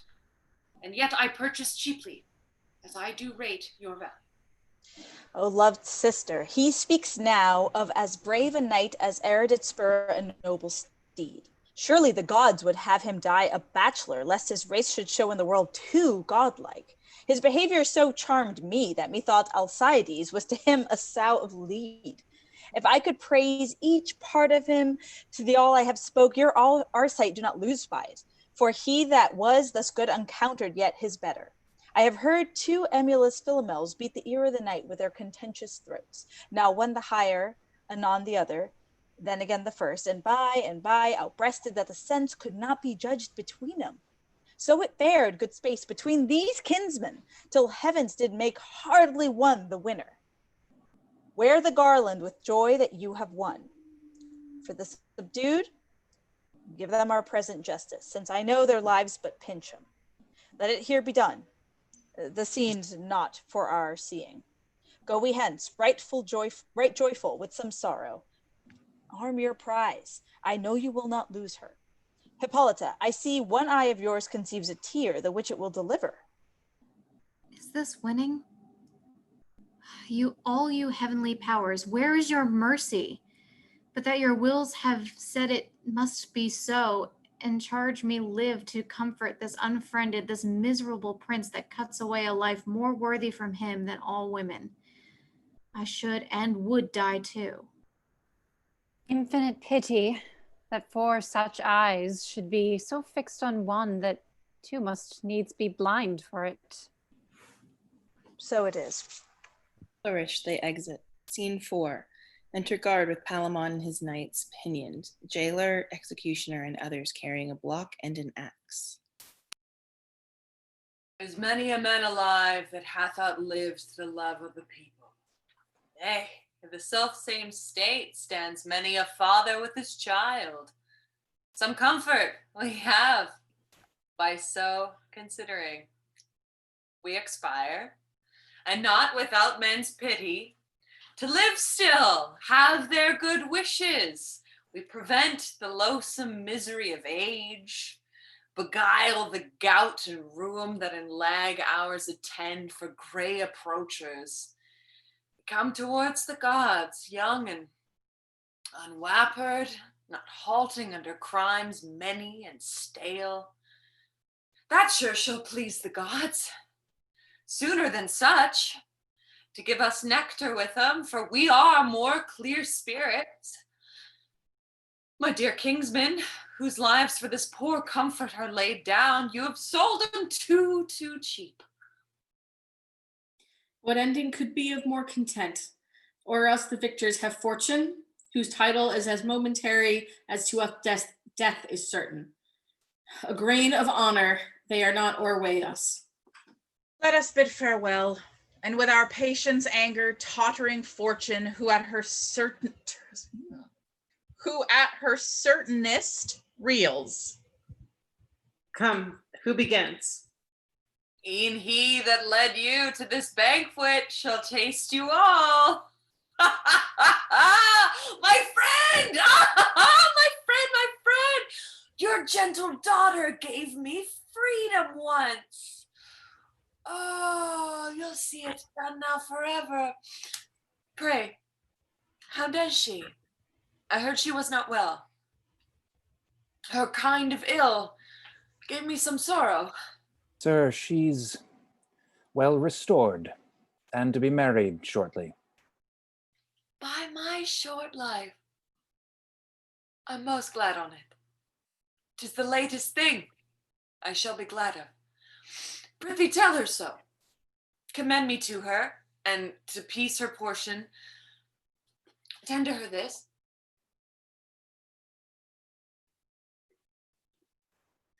Nay, let's all be offerers all. Is it a maid? Verily, I think so. A right good creature. More to me deserving than I can quit or speak of. Commend us to her. They give their purses. The gods require you all. No, the gods requite you all and make her thankful. I do. And let my life be now as short as my leave taking. Lays his head on the block. Lead, courageous cousin. We'll follow cheerfully. A great noise within, crying, run, save, hold. Enter in haste a messenger. Hold! Oh, hold! Enter Pirithous in haste. Hold ho! It is a cursed haste you made, if you have done so quickly. Noble Palamon, the gods will show their glory in a life that thou art yet to lead. Can that be? When Venus I have said is false? How do things fare? Rise, great sir, and give the tidings ear that are most dearly sweet and bitter. What hath awaked us from our dream? List them. Your cousin mounted upon a steed that Emily did first bestow on him, a black one, owing not a hair worth of white, which some will say weakens his price, and many will not buy his goodness with this note, which superstition here finds allowance. On this horse is Arcite trotting the stones of Athens, which the Calkins did rather tell than trample, for the horse would make his length a mile if it pleased his rider to put pride in him. As he thus went counting the flinty pavement, dancing, as 'twere, to the music his own hooves made. For as they say, from iron came music's origin.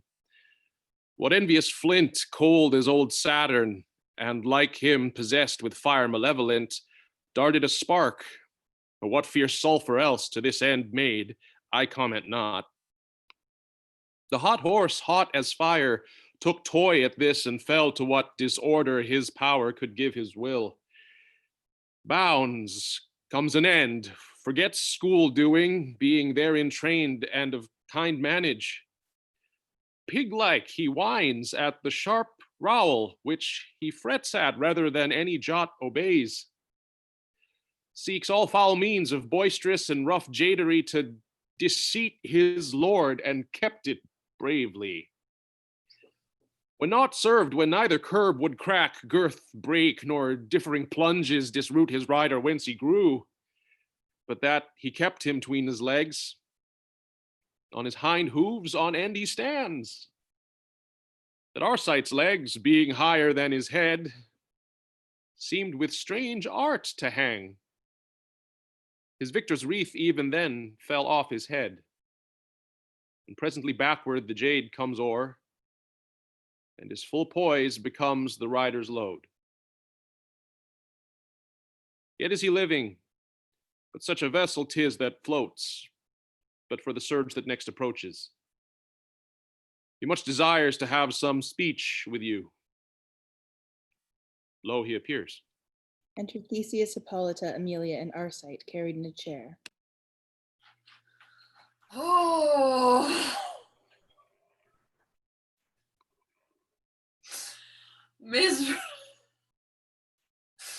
miserable end to our, how dare you?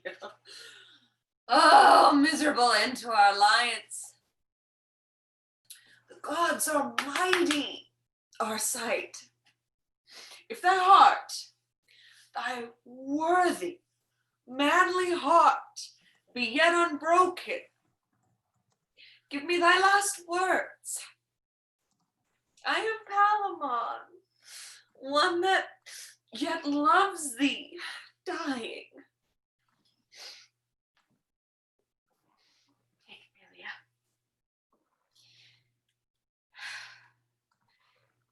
And with her all the world's joy. Reach thy hand. Farewell. I have told my last hour. I was false, but never treacherous. Forgive me, cousin. One kiss from fair Amelia. 'Tis done. Take her. I die. My brave soul seek Elysium. I'll close thine eyes, Prince. Blessed souls be with thee. Thou art a right good man, and while I live, this day I give to tears.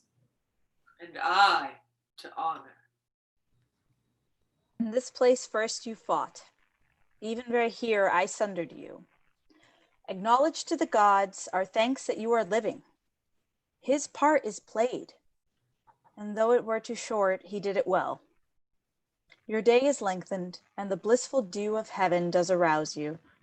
The powerful Venus well hath graced her altar and given you your love. Our master, Mars, hath vouched his oracle, and to Arcite gave the grace of the contention. So the deities have showed due justice. Bear this hence.